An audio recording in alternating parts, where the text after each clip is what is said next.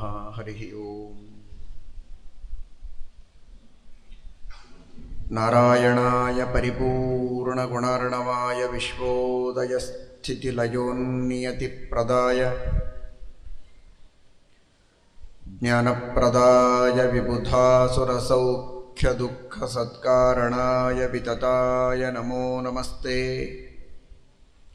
ನಾರಾಯಣಂ ಸುರಗುರುಂ ಜಗದೇಕನಾಥಂ ಭಕ್ತಪ್ರಿಯಂ ಸಕಲಲೋಕನಮಸ್ಕೃತಂಚ ತ್ರೈಗುಣ್ಯವರ್ಜಿತಮಜಂ ವಿಭುಮದ್ಯಮೀಶಂ ವಂದೇ ಭವಘ್ನಮರಾಸುರಸಿದ್ಧವಂದ್ಯಂ. ನಾರಾಯಣಂ ನಮಸ್ಕೃತ್ಯ ನರಂ ಚೈವ ನರೋತ್ತಮಂ ದೇವೀಂ ಸರಸ್ವತೀಂ ವ್ಯಾಸಂ ತತೋ ಜಯಮುದೀರಯೇತ್. ಧರ್ಮ ವಿಜ್ಞಾನ ವೈರಾಗ್ಯ ಪರಮೈಶ್ವರ್ಯಶಾಲಿನಃ ಆನಂದತೀರ್ಥ ಭಗವತ್ಪಾದಾನ್ ವಂದೇ ನಿರಂತರಂ. ಭವತಿ ಯದನುಭಾವಾದೇಡಮೂಕೋऽಪಿ ವಾಗ್ಮೀ ಜಡಮತಿರಪಿ ಜಂತುರ್ಜಾಯತೆ ಪ್ರಾಜ್ಞಮೌಲಿಃ. ಸಕಲವಚನಚೇತೋ ದೇವತಾ ಭಾರತೀ ಸಾ ಮಮ ವಚಸಿ ನಿಧತ್ತಾಂ ಸನ್ನಿಧಿಂ ಮಾನಸೇ ಚ. ನಮೋऽಸ್ತು ತಾತ್ವಿಕಾ ದೇವಾಃ ವಿಷ್ಣುಭಕ್ತಿಪರಾಯಣಾಃ ಧರ್ಮಮಾರ್ಗೇ ಪ್ರೇರಯन्तु ಭವಂತಃ ಸರ್ವ ಏವ ಹಿ. Naomi ನ್ಯಾಯಸುಧಾದಿಕೃಜ್ಜಯಮುನೀನ್ ಶ್ರೀಪಾದರಾಟ್ಸನ್ಮಣೀನ್ ವ್ಯಾಸಾರ್ಯಾನ್ ವಿವಿಧಾಗಮಾಬ್ಧಿವಿಹರಾನ್ ಶ್ರೀವಾದಿರಾಜಾನಪಿ Vande ಹಂಸವರಾನ್ ರಘೂತ್ತಮಗುರೂನ್ ವೈದಗ್ಧ್ಯವರಾಂ ನಿಧೀನ್ Shri Satyavrata Raghavendra ಮುನಿಪಾನ್ ಸದ್ಬೋಧಸಧ್ಯಾನಪಾನ್ ಸತ್ಯಾಭಿಜ್ಞಕರಾಬ್ಜೋತ್ಥಾನ್ ಪಂಚಾಶದ್ವರ್ಷಪೂಜಕಾನ್ ಸತ್ಯಪ್ರಮೋದತೀರ್ಥಾರ್ಯಾನ್ Naomi ನ್ಯಾಯಸುಧಾರತಾನ್.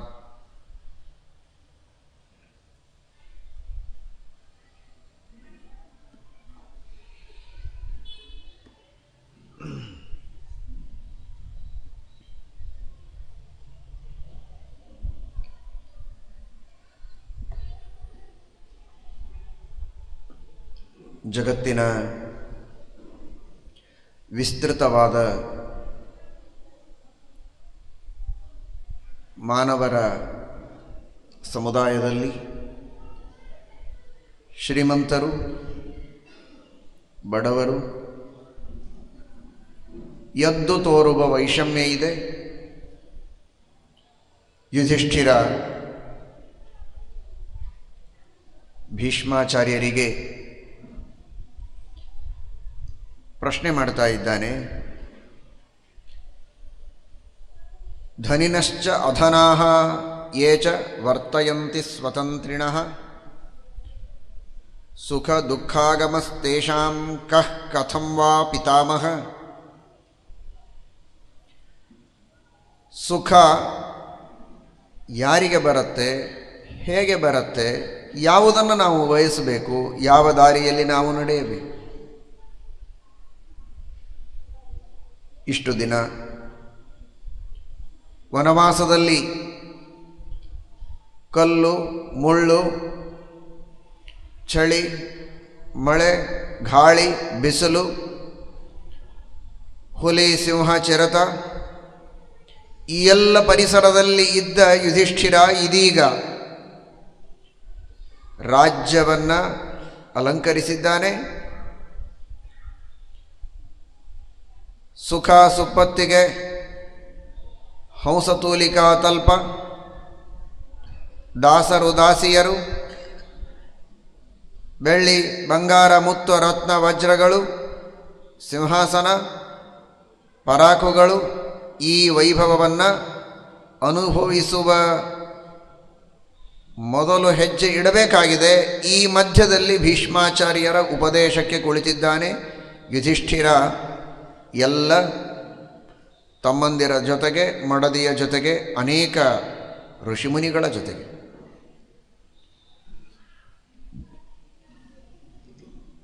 ರಾಜ್ಯದ ಸುಖವನ್ನು ಅನುಭವಿಸುವ ಓಘದೊಳಗೆ ಈ ಯಾವ ಉಪದೇಶಗಳು, ತತ್ವಜ್ಞಾನ, ಬ್ರಹ್ಮಜ್ಞಾನ ಇವುಗಳೆಲ್ಲ ರುಚಿಸುವ ಮಾತಲ್ಲ. ಒಬ್ಬ ವ್ಯಕ್ತಿ ಸಾಮಾನ್ಯವಾಗಿ ಉದ್ಯೋಗ ಸಿಕ್ಕಿದೆ, ನಾಳೆ ಜಾಯಿನ್ ಆಗಬೇಕು, ಬೇಕು ಅಂದರೆ ದೇವರ ಹತ್ತಿರ ಬಂದು ನಮಸ್ಕಾರ ಹಾಕ್ತಾನೆ, ಚೆನ್ನಾಗಿ ಕೆಲಸ ಇರಲಿ, ಹಣ ವಿಶೇಷವಾಗಿ ತನಗೆ ಬರಬೇಕು, ಸಂಬಳ ಚೆನ್ನಾಗಿ ಸಿಗಬೇಕು,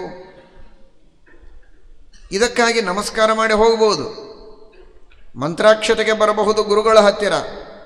ಆದರೆ ಆ ಪ್ರಸಂಗದಲ್ಲಿ ತತ್ವಜ್ಞಾನವನ್ನು ಪಡೆದುಕೊಳ್ಳಬೇಕು, ಬ್ರಹ್ಮವಿದ್ಯೆಯನ್ನು ಪಡೆದುಕೊಳ್ಳಬೇಕು, ವೈರಾಗ್ಯದ ಉಪದೇಶಗಳನ್ನು ಕೇಳಿ ತಾನು ಇಡುವ ಹೆಜ್ಜೆ ಕೇವಲ ತನ್ನ ಹಾಗೂ ತನ್ನವರ ಹಾಗೂ ಸುತ್ತಮುತ್ತಲಿನ ವ್ಯಕ್ತಿಗಳ ಜೀವನಕ್ಕೆ ಉಪಕಾರಿಯಾಗುವ ರೀತಿಯಲ್ಲಿರಬೇಕು. ಅಷ್ಟೇ ಹೊರತು ಐಷಾರಾಮಗಳು ಅಲ್ಲಿ ಗುರಿಯಾಗಿರಬಾರದು. ಭೋಗದೊಳಗೂ ವೈರಾಗ್ಯ ಸೇರಿರಬೇಕು. ಆ ರೀತಿಯಲ್ಲಿ ತನ್ನ ಜೀವನವನ್ನು ನಡೆಸಬೇಕು ಅನ್ನುವುದಕ್ಕಾಗಿ ಹಿತೋಪದೇಶಗಳನ್ನು ಕೇಳುವುದಕ್ಕೆ ಹಿತೈಷಿಗಳ ಹತ್ತಿರ, ತತ್ವಜ್ಞಾನವನ್ನು ಪಡೆದುಕೊಳ್ಳುವುದಕ್ಕೆ ತತ್ವಜ್ಞಾನಿಗಳ ಹತ್ತಿರ ಬರುವಂತಹ ಜನ ಬಹಳ ಕಡಿಮೆ, ಬರಬೇಕು. ಇದನ್ನು ಯುಧಿಷ್ಠಿರ ತಿಳಿಸ್ತಾ ಇದ್ದಾನೆ. ಆಗ ಅವನು ನಿಜವಾದ ಅರ್ಥದಲ್ಲಿ ರಾಜ್ಯವನ್ನು ಧಾರ್ಮಿಕವಾಗಿಯೂ ನೈತಿಕವಾಗಿಯೂ ವೈಭವಯುಕ್ತವಾಗಿಯೂ ನಡೆಸುವುದಕ್ಕೆ ಸಾಧ್ಯ ಇದೆ. ಸ್ವಾರ್ಥ ದೊಡ್ಡದಾದಾಗ ಅಲ್ಲಿ ಧರ್ಮ ನೀತಿಗಳಿಗೆ ಸ್ಥಾನ ಇರೋದಿಲ್ಲ. ಧರ್ಮ ನೀತಿಗಳಿಗೆ ಸ್ಥಾನವಿಲ್ಲದ ರಾಜ್ಯದಲ್ಲಿ ವೈಭವ ಸುಖ ಸಮೃದ್ಧಿಗಳೂ ಇರೋದಿಲ್ಲ. ಗುರಿ ಅದಾಗಿರಬಹುದು, ಆದರೆ ಅದು ಸಿಗುವುದಿಲ್ಲ. ಈ ಹಿನ್ನೆಲೆಯಲ್ಲಿ ಯುಧಿಷ್ಠಿರ ಅಂತಹ ಒಂದು ಮಧ್ಯದ ಪ್ರಸಂಗ, ಹಿಂದೆ ವನವಾಸ, ಮುಂದೆ ರಾಜ್ಯ, ಮಧ್ಯದಲ್ಲಿ ತತ್ವಜ್ಞಾನದ ಉಪದೇಶ. ಇವತ್ತು ಯಾರೂ ಇಲ್ಲಿ ರಾಜರಾಗಲು ಹೊರಟವರು ಪ್ರಾಯ ಕುಳಿತಿಲ್ಲ ಅಂತ ನಾನು ತಿಳಿದಿದ್ದೇನೆ. ಯಾರ ಹಣೆಯಲ್ಲಿ ಏನು ಬರೆದಿದೆಯೋ, ಯಾರ ರಾಷ್ಟ್ರಪತಿಗಳಾಗುವವರು ಈ ಮಧ್ಯದಲ್ಲಿ ಕುಳಿತಿದ್ದಾರೋ ಗೊತ್ತಿಲ್ಲ. ಇರಬಹುದು, ಇಲ್ಲದೇ ಇರಬಹುದು. ಆದರೆ ತಾನು ಒಂದು ಉದ್ಯೋಗವನ್ನೇ ಮಾಡಲು ಮುಂದೆ ಹೊರಟಿರಬಹುದು, ಮದುವೆ ಮಾಡಿಕೊಂಡು ಮನೆಯ ಜವಾಬ್ದಾರಿಯನ್ನು ತೆಗೆದುಕೊಂಡು ಮನೆಯನ್ನು ನಡೆಸುವ ನಿರ್ಧಾರ ತೆಗೆದುಕೊಂಡಿರಬಹುದು. ಯಾವುದೇ ಪ್ರಸಂಗದಲ್ಲಿಯೂ ಕೂಡ ಬುದ್ಧಿಪೂರ್ವಕವಾಗಿ ಜ್ಞಾನಿಗಳ ಹತ್ತಿರ, ಅನುಭವಿಗಳ ಹತ್ತಿರ ಹೋಗಿ ಉಪದೇಶವನ್ನು ಪಡೆದು ಸೂಕ್ತವಾದ ಮಾರ್ಗದರ್ಶನದಲ್ಲಿ ತನ್ನ ಜೀವನವನ್ನು ಸಾಗಿಸುವುದು ಒಳಿತು.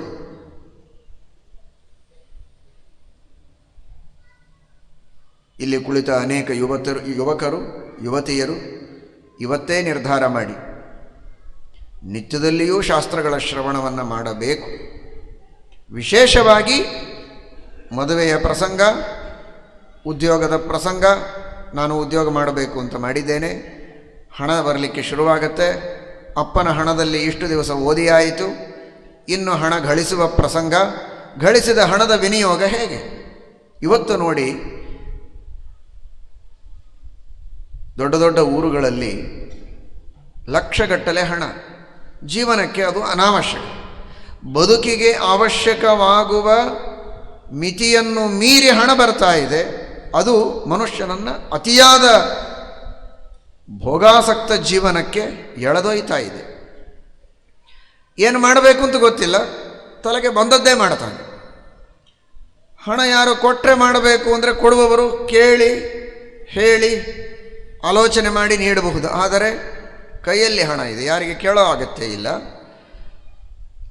ಹೀಗೆ ಮಾಡು ಅಂತ ಹೇಳುವುದಕ್ಕೆ ವಿವೇಕ ಹೇಳುವವರು ಯಾರಿಲ್ಲ, ಕೇಳುವುದಕ್ಕೆ ಇವನು ತಯಾರಿಲ್ಲ. ಆಗುವುದೇನು?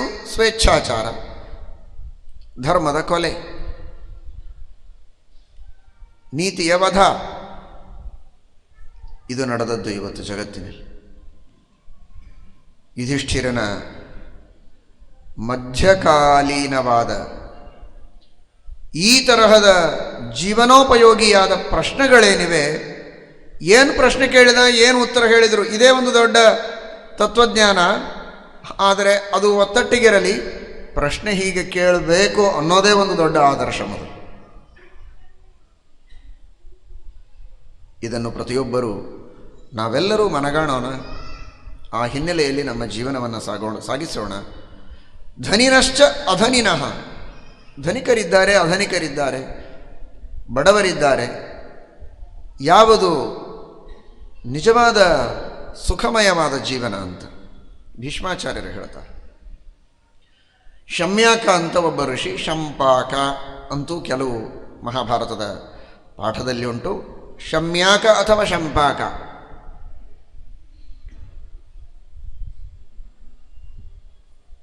ಅಂದರೆ ಒಂದರ್ಥದಲ್ಲಿ ಶಂಪಾಕ, ನಿಜವಾದ ಸುಖ ಯಾವುದರಲ್ಲಿ ಸಿಗತ್ತೆ, ಆ ಪರಿಪಕ್ವವಾದ ಸುಖದ ಪಾಕ ಇದು ಯಾವ ಜೀವನದಲ್ಲಿ ಸಿಗಬಹುದು ಅಂತ ತನ್ನ ಜೀವನವನ್ನೇ ಒಂದು ಪ್ರಯೋಗಶಾಲೆಯನ್ನಾಗಿ ಮಾಡಿಕೊಂಡು ಅರಿತ ವ್ಯಕ್ತಿಯೋ ಏನೋ ಅವನು ಶಂಪಾಕ. ಅಂತಹ ಋಷಿ ಒಬ್ಬ ಬ್ರಾಹ್ಮಣನ ಎದುರಿನಲ್ಲಿ ತನ್ನ ಅನುಭವಗಳನ್ನು ಹಂಚಿಕೊಂಡ. ಆ ಬ್ರಾಹ್ಮಣ ಬಂದು, ನಾನು ಹಸ್ತಿನಾವತಿಯಲ್ಲಿರುವಾಗ, ಕುರುಕುಲ ಪಿತಾಮಹನಾಗಿ ಮೆರೆಯುವಾಗ ನನ್ನೆದರಿಗೆ ಬಂದು ಈ ಒಂದು ಅಪರೂಪದ ಸಂದೇಶ ಎಂಬುದಾಗಿ ಆ ಶಂಪಾಕನ ಅಥವಾ ಶಮ್ಯಾಕನ ಸಂದೇಶವನ್ನು ನನಗೆ ಒಬ್ಬ ಮುಟ್ಟಿಸಿದ. ಆ ಮಾತುಗಳು ಇವತ್ತಿಗೂ ನನ್ನ ಮನಃಪಟಲದಲ್ಲಿ ಅಚ್ಚಳಿಯದೆ ಉಳಿದಿವೆ. ಅವುಗಳನ್ನು ನಿನ್ನ ಜೊತೆಗೆ ನಾನು ಹಂಚಿಕೊಳ್ತೇನೆ ಅಂತ ಭೀಷ್ಮಾಚಾರ್ಯರು ಯುಧಿಷ್ಠಿರನಿಗೆ ಹೇಳ್ತಾ ಇದ್ದಾರೆ. ಭೀಷ್ಮಾಚಾರ್ಯರು ಬೇರೆ ಯಾರಲ್ಲ, ಯುಧಿಷ್ಠಿರನ ತಾತ, ಪಿತಾಮಹರು, ಪಿತಾಮಹ ಸ್ಥಾನದಲ್ಲಿದ್ದವರು. ಅವರು ಬ್ರಹ್ಮಚಾರಿಗಳು, ಆದರೂ ಪಿತಾಮಹ ಸ್ಥಾನದಲ್ಲಿದ್ದವರು. ಹೀಗಾಗಿ ಪಿತಾಮಹ ಸ್ಥಾನದಲ್ಲಿ ಅರ್ಥಾತ್ ಪಿತಾಮಹರಾಗಿ ಅಜ್ಜ ತಾತ ಅನಿಸಿಕೊಂಡವರು, ಅಥವಾ ತಂದೆಯ ತಾಯಿ ಅಜ್ಜಿ ಎನಿಸಿಕೊಂಡವರು, ಸೋದರ ಮಾವ ಕಕ್ಕ, ಬೇರೆ ಬೇರೆ ತರಹದ ಬಾಂಧವ್ಯದಲ್ಲಿ ಹಿರಿಯರು ಅಂತಾದವರು ತಮ್ಮ ಮಕ್ಕಳಿಗೆ ಮೊಮ್ಮಕ್ಕಳಿಗೆ ಹಳೆಯಂದರಿಗೆ ಉಪದೇಶ ಮಾಡಬೇಕು, ತಿಳುವಳಿಕೆ ಹೇಳಬೇಕು, ಅಂಥವರಿಂದ ಕೇಳಬೇಕು. ಇದನ್ನು ನಾವು ಮಹಾಭಾರತದಿಂದ ತಿಳಿಯಬೇಕಾಗಿದೆ. ಶಾಂತಿ ಪರ್ವ, ಅನುಶಾಸನ ಪರ್ವಗಳ ಅತೀ ದೀರ್ಘವಾದ ಈ ಧರ್ಮೋಪದೇಶ ನಡೆದದ್ದು ಅಜ್ಜ ಮೊಮ್ಮಗ ಇವರ ಮಧ್ಯದಲ್ಲಿ. ಇವತ್ತಿನ ಅಜ್ಜ ಮೊಮ್ಮಗ ಇವರ ಮಧ್ಯದಲ್ಲಿ ನಡೆಯುವ ಮಾತುಗಳು ಯಾವುವು? ಮೊಮ್ಮಗ ಅಜ್ಜನಿಗೆ ಉಪದೇಶ ಮಾಡ್ತಾನೆ, ಮೊಬೈಲ್ಗಳನ್ನು ಹೇಗೆ ಆಪರೇಟ್ ಮಾಡಬೇಕು ನಿನಗೆ ಗೊತ್ತಿಲ್ಲ, ಏನೆಲ್ಲ ಅದರಲ್ಲಿ ಸುವಿಧಾಗಳು ನಮಗೆ ಸಿಗತ್ತೆ, ನಿನಗೆ ಕಲಿಸಿಕೊಡ್ತೇನೆ, ಬೇಕಾದ್ರೆ ಬಾ. ಮೊಮ್ಮಗ ಅಜ್ಜನಿಗೆ ಕಲಿಸ್ತಾನೆ. ಇವತ್ತಿನ ಹೊಸ ಹೊಸ ಆವಿಷ್ಕಾರಗಳು ತಿಳಿಯದೆ, ಆದರೆ ಅದರ ಬಗ್ಗೆ ಕುತೂಹಲ ಇಟ್ಟುಕೊಂಡು ಕೇಳುವ ಇವತ್ತಿನ ಹಿರಿಯರಿಗೆ ಮಕ್ಕಳೇ ಗುರುಗಳಾಗಿದ್ದಾರೆ. ಆದರೆ ತಾವು ತಮ್ಮ ಜೀವನದಲ್ಲಿ ತಮ್ಮ ಹಿರಿಯರಿಂದ ಕೇಳಿದಂತಹ ಪ್ರಾಚೀನವಾದ ಋಷಿಗಳ, ಮುನಿಗಳ, ರಾಜರ ಇತಿಹಾಸಗಳನ್ನು, ಭಗವದ್ಭಕ್ತರ ಕಥೆಗಳನ್ನು, ಜೀವನದ ಮೌಲ್ಯಗಳನ್ನು ಹೇಳಬೇಕು. ಇದು ಹೇಳಬೇಕು ಅಂತ ಅವರಿಗೂ ಗೊತ್ತಿಲ್ಲ, ಕೇಳಬೇಕು ಅಂತ ಇವರಿಗೂ ಇಲ್ಲ. ಹೇಳಿ ಕೇಳುವ ಅಭ್ಯಾಸವನ್ನು ಮಕ್ಕಳಿಗೆ ಮಾಡಿಸಿಲ್ಲ. ಇದು ಹಿರಿಯರದು ದೊಡ್ಡ ದೋಷ. ಭೀಷ್ಮಾಚಾರ್ಯರು ಹೇಳ್ತಾ ಇದ್ದಾರೆ, ಅಕಿಂಚನ ಸುಖಂ ಶೇತೆ ಸಮುತ್ತಿಷ್ಠತಿ ಚೈವ ಆಕಿಂಚನ್ಯಂ ಸುಖಂ ಲೋಕೆ ಪಥ್ಯಂ ಶಿವಂ ಅನಾಮಯಂ. ಯಾವ ವ್ಯಕ್ತಿಗೆ ಹಣ ಇಲ್ಲ, ಎಷ್ಟು ಬೇಕೋ ಹೊಟ್ಟೆಗೆ ಅಷ್ಟು ಮಾತ್ರ ಇದೆ, ಯಾವತ್ ಭ್ರಿಯೇತ ಜಠರಂ ತಾವತ್ ಸ್ವತ್ವಂ ಹಿ ದೇಹಿನಾಂ. ಹೊಟ್ಟೆ ತುಂಬುವುದಕ್ಕೆ ಎಷ್ಟು ಬೇಕೋ ಅಷ್ಟು ಹಣ ಇದೆ, ಆದರೆ ಚಿಂತೆಗೆ ಎಷ್ಟು ಬೇಕೋ ಅಷ್ಟು ಹಣ ಇಲ್ಲ. ಅಕಿಂಚನ ನ ವಿದ್ಯತೆ ಕಿಂಚನ ಯಸ್ಮಿನ್ ಸಹ ಅಕಿಂಚನ. ಯಾರ ಹತ್ತಿರ ಬೇಡಾದದ್ದು ಯಾವುದೂ ಇಲ್ಲ, ಯಾವುದು ಬೇಕೋ ಅಷ್ಟು ಮಾತ್ರ ಇದೆ, ಎಷ್ಟು ಬೇಕೋ ಅಷ್ಟು ಮಾತ್ರ ಇದೆ. ಅವನು ನಿಶ್ಚಿಂತವಾಗಿ ಮಲಗುತ್ತಾನೆ, ನಿಶ್ಚಿಂತವಾಗಿ ಹೇಳ್ತಾನೆ. ಮೊನ್ನೆ ಬಂತು, ಮತ್ತೆ ಬಂದಿದೆ, ಮತ್ತೆ ಮತ್ತೆ ಬರುತ್ತೆ ಮಹಾಭಾರತದಲ್ಲಿ ಈ ಮಾತು. ಸುಖದ ಲಕ್ಷಣ ಯಾವುದು ಅಂದರೆ ನಿದ್ರೆ ಹಾಗೂ ಎಚ್ಚರ. ಹಾಸಿಗೆಯ ಮೇಲೆ ತಲೆಗಿಂಬು ಇಟ್ಟು ತಲೆ ಹಚ್ಚೋದೆ ತಡ ನಿದ್ರೆ ಹತ್ತಬೇಕು. ಏಳಬೇಕು ಅಂತ ಬಯಸಿದ ಸಮಯಕ್ಕೆ ಸರಿಯಾಗಿ ಎಚ್ಚರ ಆಗಬೇಕು, ಆನಂದದಿಂದ ಎಚ್ಚರ ಆಗಬೇಕು. ಇದು ನಿಜವಾದ ಸುಖ ಜೀವನದ ಲಕ್ಷಣ ಅಂತ ಮಹಾಭಾರತ ಹೇಳುತ್ತದೆ. ಹೀಗಾಗಿ ಬಡತನದಲ್ಲಿ ಹಿರಿಮೆ ಇದೆ, ಶ್ರೀಮಂತಿಕೆಗಿಂತಲೂ ಬಡತನದಲ್ಲಿ ಒಂದು ಗುಣ ಹೆಚ್ಚಿದೆ. ಯಾಕೆ ಅಂದರೆ ಅಕಿಂಚನಃ ಸುಖಂ ಶೇತೆ ಸಮುತ್ತಿಷ್ಠತಿ ಚೈವಹಿ. ಆನಂದದಿಂದ ಮಲಗುತ್ತಾನೆ, ಆನಂದದಿಂದ ಹೇಳ್ತಾನೆ, ಅವನಿಗೆ ಯಾವ ಚಿಂತೆ ಇರೋದು. ನನ್ನ ಹಣದ ಮೇಲೆ ಯಾರ್ಯಾರು ಕಣ್ಣು ಇಟ್ಟಿದ್ದಾರೆ ಅದು ಯಾರಿಗೂ ಗೊತ್ತಾಗಬಾರದು, ಅದರ ವಿನಿಯೋಗ ಹೇಗೆ ಮಾಡಬೇಕು, ಅದನ್ನು ಹೇಗೆ ಪುನಃ ಬೆಳೆಸಬೇಕು, ಬಡ್ಡಿ ವ್ಯವಹಾರ ಮಾಡೋದು ಹೇಗೆ, ಈ ಎಲ್ಲ ಆಲೋಚನೆಗಳು. ನ್ಯಾಯದಿಂದ ಸಂಪಾದನೆ ಮಾಡಿದರೆ ಅಷ್ಟೇನು ತಲೆ ಕೆಡಿಸಿಕೊಳ್ಳೋದು ಬೇಕಾಗಿಲ್ಲ. ಇನ್ನು ಕೆಲವರು ಲಂಚದ ಹಣ, ಯಾರಿಗೆ ತೋರಿಸಲಿಕ್ಕೆ ಬರೋದಿಲ್ಲ, ಕಪ್ಪು ಹಣ, ಆ ತರಹದ ಹಣ ಇಟ್ಟುಕೊಂಡು ಅಧರ್ಮದ ಅನ್ಯಾಯದ ಸಂಪತ್ತನ್ನು ಮನೆಯಲ್ಲಿ ತುಂಬಿಕೊಂಡಿದ್ದರಂತೂ ಅವರ ಚಿಂತೆಗೆ ಮಿತಿಯೇ ಇಲ್ಲ, ನಿದ್ರೆಯೇ ಇಲ್ಲ ಅವರಿಗೆ, ಅದೇ ಆಲೋಚನೆ. ಅಂತಹ ಅನ್ಯಾಯದಿಂದ, ಅಧರ್ಮದಿಂದ, ಶಾಸ್ತ್ರಕ್ಕೆ ವಿರುದ್ಧವಾದ ರೀತಿಯಲ್ಲಿ ಇನ್ನೊಬ್ಬರ ಹೊಟ್ಟೆಗೆ ಕಾಲು ಕೊಟ್ಟು ಇನ್ನೊಬ್ಬರ ವೃತ್ತಿಯನ್ನು ಛೇದಿಸಿ ಗಳಿಸಿದಂತಹ ಹಣ ಇದು ದಕ್ಕುವುದೂ ಇಲ್ಲ. ಅಳಿಸಿ ಪರರನು ಗಳಿಸಿ ತಂದರ್ಥವು ಉಳಿಯಲು ಎಚ್ಚರಿಕೆ, ನೆಚ್ಚದರಿ ಭಾಗ್ಯ ಯಾರಿಗೂ ಸ್ಥಿರವಲ್ಲ ನಿಶ್ಚಯವೆಚ್ಚರಿಕೆ. ಇನ್ನೊಬ್ಬರನ್ನು ಅಳಿಸಿ ತಂದಂತಹ ಹಣ ಇದು ಉಳಿಯುವುದಿಲ್ಲ. ಬಂದಾಗ ಬಹಳ ಸಂತೋಷ ಆಗ್ತದೆ. ವರ್ಧತ್ಯ ಧರ್ಮೇಣ ನರಹ ತಥೋ ಭದ್ರಾಣಿ ಪಶ್ಯತಿ ತತಃ ಸಪತ್ನಾಂಜಯತಿ ಆದರೆ ಸಮೂಲಂ ಹಿ ವಿನಶ್ಯತಿ. ಮೊದಲು ಅನ್ಯಾಯದ ಹಣ ಇವನಿಗೆ ಅತ್ಯಂತ ಅಭಿವೃದ್ಧಿಯಾದ ಹಾಗೆ ತೋರ್ತದೆ. ಏನು ಆನಂದವೋ ಆನಂದ ಜೀವನದಲ್ಲಿ ಅಂತ ಅನ್ನಿಸ್ತದೆ. ಆದರೆ ಅನಾರೋಗ್ಯದ ರೂಪದಲ್ಲಿ, ಅತ್ಯಂತ ಪ್ರಿಯರಾದ ವ್ಯಕ್ತಿಗಳ ಅಗಲಿಕೆಯ ರೂಪದಲ್ಲಿ,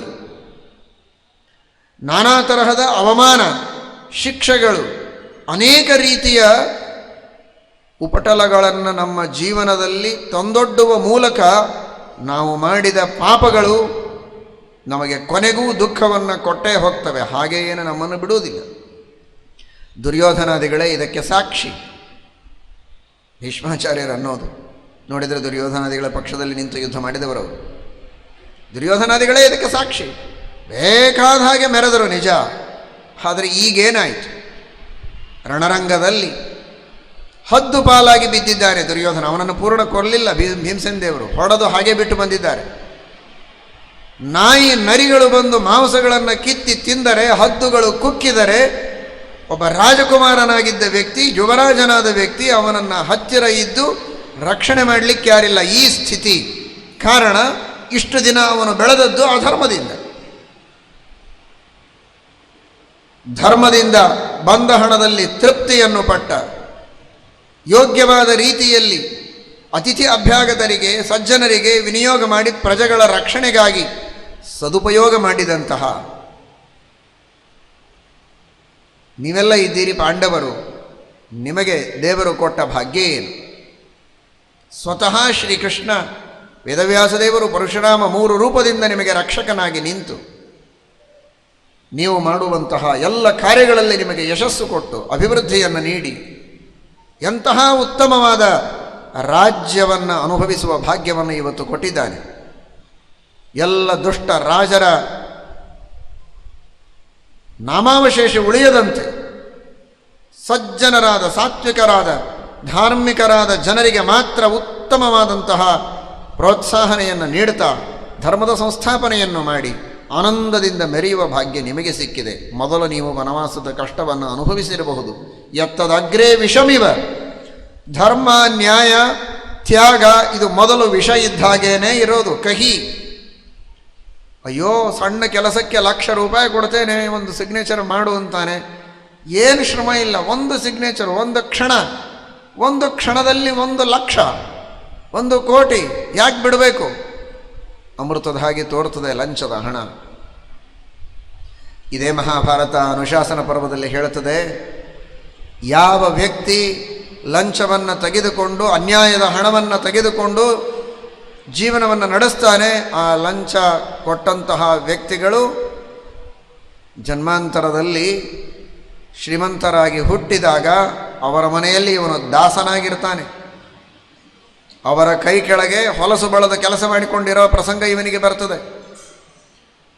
ಅವರು ಹೇಗೋ ಕಷ್ಟದಿಂದ ಗಳಿಸಿ ಶ್ರಮಪಟ್ಟು ದುಡಿದು ತಂದಂತಹ ಬಡವರು ಅನಿವಾರ್ಯ ಕೆಲಸ ಆಗಬೇಕು ಅಂತ ಭಯಗ್ರಸ್ತರಾಗಿ ಜೀವನವನ್ನು ಸಾಗಿಸುವ ಚಿಂತೆಯಲ್ಲಿ ಮುಳುಗಿ ಯಾವುದೋ ಭಯದಲ್ಲಿ ಇವನಿಗೆ ಹಣ ತಂದು ಕೊಡ್ತಾರಲ್ವ, ಆ ಭಯದ ಹಿನ್ನೆಲೆಯಲ್ಲಿ, ಚಿಂತೆಯ ಹಿನ್ನೆಲೆಯಲ್ಲಿ, ದುಃಖದ ವಾತಾವರಣದೊಳಗೆ ಅವರೇನು ಹಣ ತಂದು ಇವನಿಗೆ ಕೊಟ್ಟಿರ್ತಾರೆ, ಅದನ್ನು ಕಂಡ ಭಗವಂತ ಶ್ರೀಕೃಷ್ಣ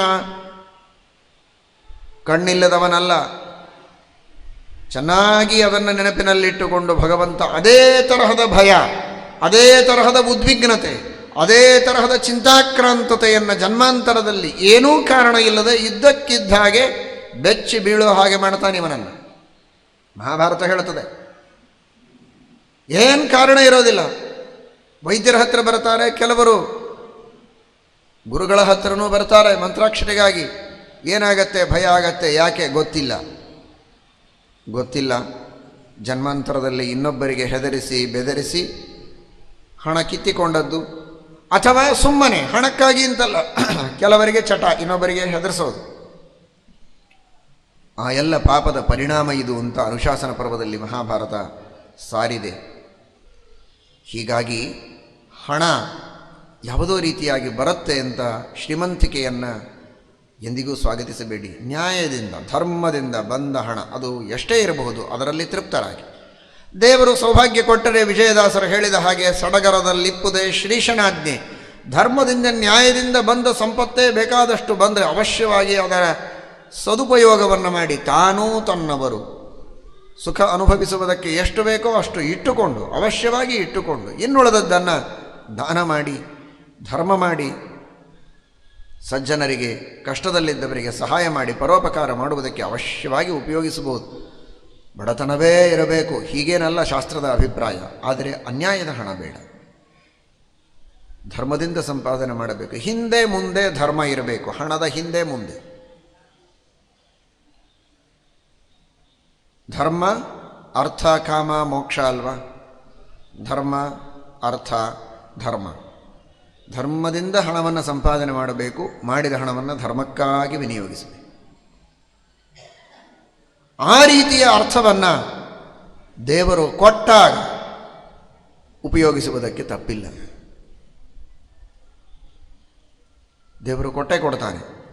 ಜನ್ಮಾಂತರದ ಸತ್ಕರ್ಮಗಳಿದ್ದರೆ, ಜನ್ಮಾಂತರದಲ್ಲಿ ದಾನ ಧರ್ಮಗಳನ್ನು ಮಾಡಿದರೆ ಸಂಪತ್ತನ್ನು ಕೊಡುವುದಕ್ಕೆ ದೇವರು ಹಿಂದೆ ಮುಂದೆ ನೋಡುವುದಿಲ್ಲ, ಕೊಟ್ಟೇ ಕೊಡ್ತಾನೆ.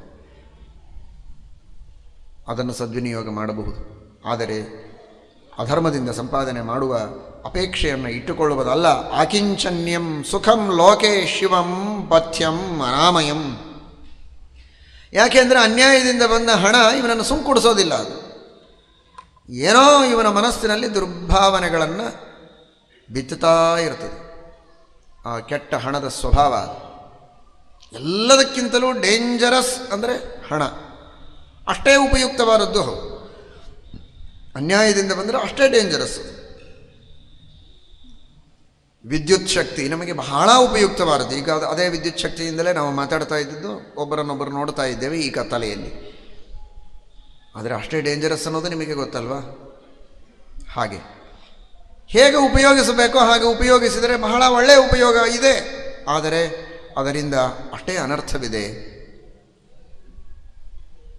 ಎಚ್ಚ ಉಗ್ರಾತ್ ಪ್ರತಿಗ್ರಹಾತ್. ದುಷ್ಟರಿಂದ ದುರ್ಜನರಿಂದ ನಾವು ಸ್ವೀಕರಿಸಿದಾಗ, ಅನ್ಯಾಯದಿಂದ ಸ್ವೀಕರಿಸಿದಾಗ, ಅದು ಸುಳ್ಳು ಮಾತನಾಡುವ, ವ್ಯಭಿಚಾರ ಮಾಡುವ, ಇನ್ನೊಬ್ಬರಿಗೆ ಹಿಂಸೆ ಕೊಡುವ, ಲೂಟಿ ಮಾಡುವ, ಏನೇನೋ ಕೆಟ್ಟ ಕೆಟ್ಟ ವಿಚಾರಗಳನ್ನು, ದೊಡ್ಡವರಿಗೆ ದ್ರೋಹ ಮಾಡುವ, ನಿಂದೆ ಮಾಡುವ, ಗೇಲಿ ಮಾಡುವ, ಈ ಎಲ್ಲ ದುರ್ಭಾವನೆಗಳನ್ನು ಅನ್ಯಾಯದಿಂದ ಬಂದ ಶ್ರೀಮಂತಿಕೆ ಮನುಷ್ಯನಿಗೆ ಕೊಡ್ತಾ ಹೋಗ್ತದೆ. ಅದಕ್ಕಾಗಿ ಶಮ್ಯಾಕ ಋಷಿಗಳಂತಾರೆ, ಆ ತರಹದ ಹಣವನ್ನು ಬಯಸದೇ ಇರುವುದು ವಾಸಿ. ಆಕಿಂಚನ್ಯಂ ಸುಖಂ ಲೋಕೆ ಶಿವಂ ಪಥ್ಯಂ ಅನಾಮಯಂ. ಅದು ಮಂಗಲ. ಅದರಲ್ಲಿ ಯಾವ ರೋಗ ರುಜಿನಗಳಿಲ್ಲ, ಯಾವ ಸೈಡ್ ಎಫೆಕ್ಟ್ಸೂ ಇಲ್ಲ ಬಡತನದಲ್ಲಿ. ಆದರೆ ಅದನ್ನು ಪ್ರೀತಿಯಿಂದ ಸ್ವೀಕರಿಸಬೇಕು. ಆ ಒಂದು ಹೃದಯವಂತಿಕೆ ಅಥವಾ ಎದೆಗಾರಿಕೆ, ತಾಳ್ಮೆ, ಸಹನಶೀಲತೆಯನ್ನು ಕೊಡುವಂತೂ ದೇವರಲ್ಲಿ ಬೇಡಿಕೊಳ್ಳಬೇಕು. ಹಿರಿಯರ ಉಪದೇಶದಿಂದ ಅದನ್ನು ರೂಢಿಸಿಕೊಳ್ಳುವ ಪ್ರಯತ್ನ ಮಾಡಬೇಕು. ಕುಂತಿ ಕೇಳುವ ರೀತಿಯಲ್ಲಿ ವಿಪದಸ್ಸಂತು ನಶ್ಯಶ್ವತ್ ತತ್ರ ತತ್ರ ಜಗತ್ಪತೆ ಭವತೋ ದರ್ಶನಂ ಯತ್ ಸ್ಯಾತ್ ಅಪುನರ್ಭವ ದರ್ಶನಂ. ಮೋಕ್ಷವನ್ನೇ ನೀಡುವಂತಹ ಪರಮಾತ್ಮನ ದರ್ಶನ ಯಾವಾಗ ಆಗತ್ತೆ ಅಂದರೆ ಬಡತನದಲ್ಲಿ, ಕಷ್ಟದಲ್ಲಿದ್ದಾಗ ಆಗತ್ತೆ. ಯಾವಾಗಲೂ ಸುಖ, ಯಾವಾಗಲೂ ಶ್ರೀಮಂತಿಕೆ ಅಂದರೆ ದೇವರ ನೆನಪೇ ಆಗೋದಿಲ್ಲ. ಕಷ್ಟ ಇದೆ, ರೋಗ ಇದೆ, ಬಡತನ ಇದೆ, ದೇವರನ್ನು ಸ್ಮರಿಸ್ತಾನೆ, ದೊಡ್ಡವರ ಸೇವೆಯನ್ನು ಮಾಡ್ತಾನೆ. ಈ ನಿಮಿತ್ತದಿಂದ ನನಗೆ ಮೇಲಿಂದ ಮೇಲೆ ಕಷ್ಟಗಳು ಬರೋದೇ ಬಹಳ ವಾಸಿ ಅಂತ ಕುಂತಿ ಬೇಡಿಕೊಳ್ತಾಳೆ. ಹಾಗೆ ಕಷ್ಟಗಳು ಬಂದ ಮಾತ್ರಕ್ಕೆ, ಬಡತನ ಇದ್ದ ಮಾತ್ರಕ್ಕೆ ಬಹಳ ದೊಡ್ಡ ಸ್ಥಿತಿ ಅಲ್ಲ. ಬಡತನದಲ್ಲಿ ಎಲ್ಲರನ್ನು ಬೈತಾ, ಎಲ್ಲರನ್ನೂ ದ್ವೇಷ ಮಾಡ್ತಾ, ಶ್ರೀಮಂತರನ್ನು ನೋಡಿ ಅಸೂಯೆ ಮಾಡ್ತಾ ಕುಳಿತರೆ ಏನು ಪ್ರಯೋಜನ? ಅಂಥ ಬಡತನ ಇದ್ದು ಸಾಧನೆಗೆ ಉಪಯುಕ್ತ ಅಲ್ಲ ಅದು. ಬಡತನ ಬಂದಾಗ ತನ್ನ ಜೀವನಕ್ಕೆ ಎಷ್ಟು ಬೇಕೋ ಅಷ್ಟನ್ನು ಮಾತ್ರ ಸಂಪಾದಿಸಿ ಇನ್ನುಳಿದ ಹೊತ್ತು ನಿಶ್ಚಿಂತವಾಗಿ ಭಗವಂತನ ಚಿಂತನೆ ಮಾಡುವುದಕ್ಕೆ, ಸಾಧನೆ ಮಾಡುವುದಕ್ಕೆ ಉಪಯೋಗಿಸಿದರೆ ಆ ಬಡತನ ಇದು ಶಿವಂ ಪಥ್ಯಂ ಅನಾಮಯಂ.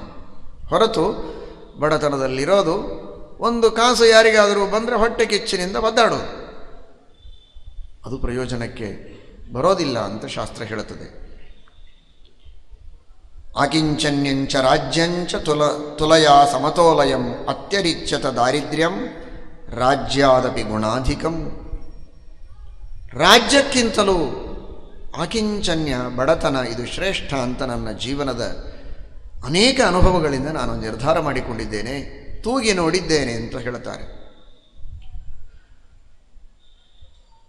ಮನುಷ್ಯನಿಗೆ ಯಾವ ಭಯವೂ ಇಲ್ಲ. ಪುರಂದರದಾಸರು ಹಾಡಿದ ಹಾಡು ಮಹಾಭಾರತದ ರೂಪಾಂತರ ಇದ್ದಾಗ ಇದೆ. ನಮ್ಮ ಭಾಗ್ಯ ದೊಡ್ಡದು, ನಿಮ್ಮ ಭಾಗ್ಯ ದೊಡ್ಡದು. ನಮ್ಮ ಭಾಗ್ಯ ನಾರಾಯಣ, ನಿಮ್ಮ ಭಾಗ್ಯ ಲಕ್ಷ್ಮೀದೇವಿ, ನಮ್ಮ ಭಾಗ್ಯ ನಾರಾಯಣ. ಬಂಗಾರ, ಬೆಳ್ಳಿ, ಮುತ್ತು, ರತ್ನ ಇದಕ್ಕೆಲ್ಲ ಎಷ್ಟು ಅಂಜಿಕೆ ಇದೆ.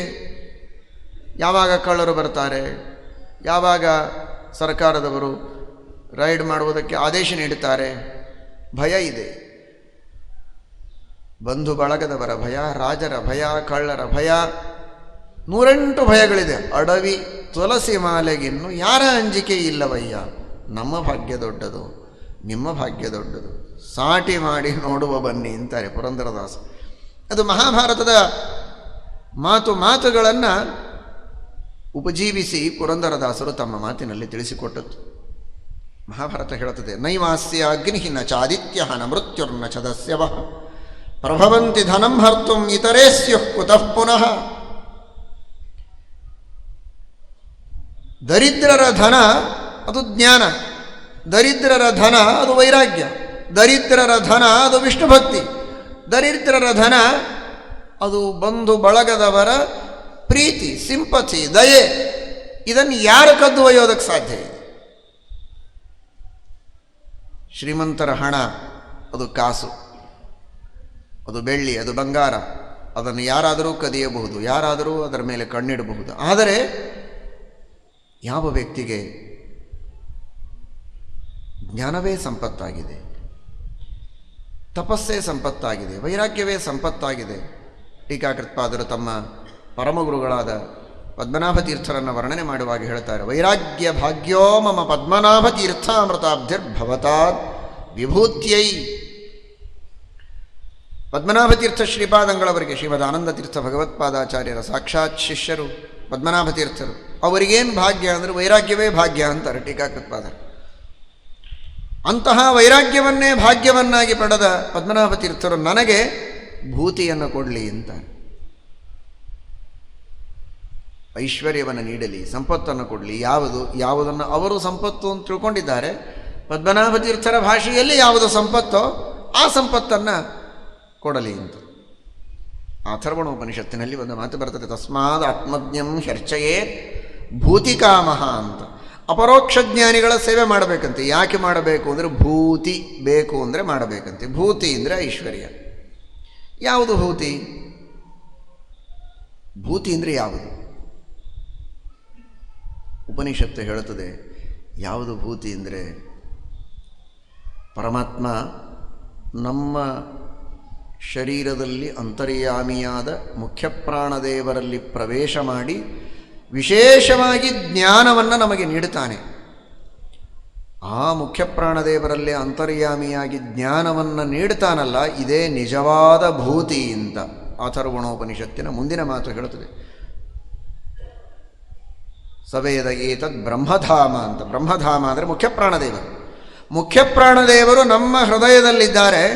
ಯಾವ ವ್ಯಕ್ತಿಯ ಮೇಲೆ ದೇವರು ಪ್ರಸನ್ನನಾಗ್ತಾನೆ, ಮೊದಲು ಮಾಡೋ ಕೆಲಸ ಅಂದರೆ ದೇವರು ನೇರವಾಗಿ ಹೋಗಿ, ಈಗ ನಿಮ್ಮ ಮೇಲೆ ಒಬ್ಬರಿಗೆ ಬಹಳ ಅಭಿಮಾನ ಉಕ್ಕೇರಿ ಬಂತು, ಪ್ರೀತಿ ಉಕ್ಕೇರಿ ಬಂತು, ಏನು ಮಾಡ್ತಾರೆ?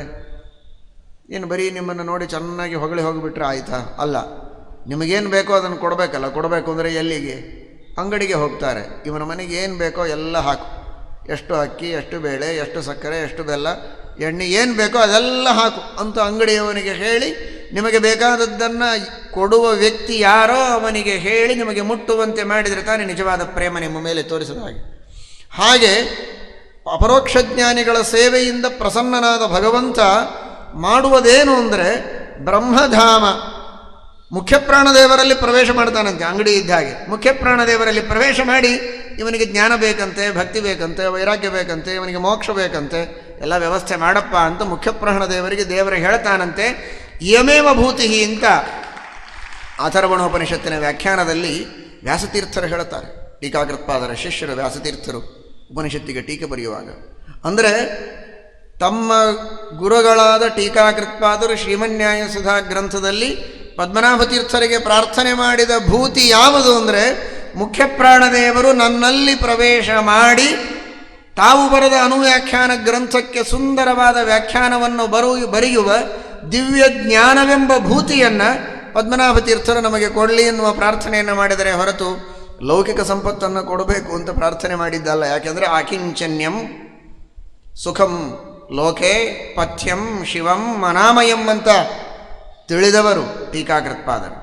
ಹೀಗಾಗಿ ಅವರು ವೈರಾಗ್ಯವನ್ನೇ ಭಾಗ್ಯವಾಗಿ ಪಡೆದ ಪದ್ಮನಾಭ ತೀರ್ಥರಿಗೆ ಬೇಡಿದ ಭೂತಿ ಅಂದರೆ ಅದು ಮುಖ್ಯ ಪ್ರಾಣದೇವರ ಮೂಲಕ, ಶ್ರೀಮದ್ ಆಚಾರ್ಯರ ಮೂಲಕ ಶುದ್ಧ ತತ್ವಜ್ಞಾನ ನಮಗೆ ಬೇಕು ಅನ್ನುವುದನ್ನು ಪ್ರಾರ್ಥನೆ ಮಾಡಿದ್ದಾರೆ.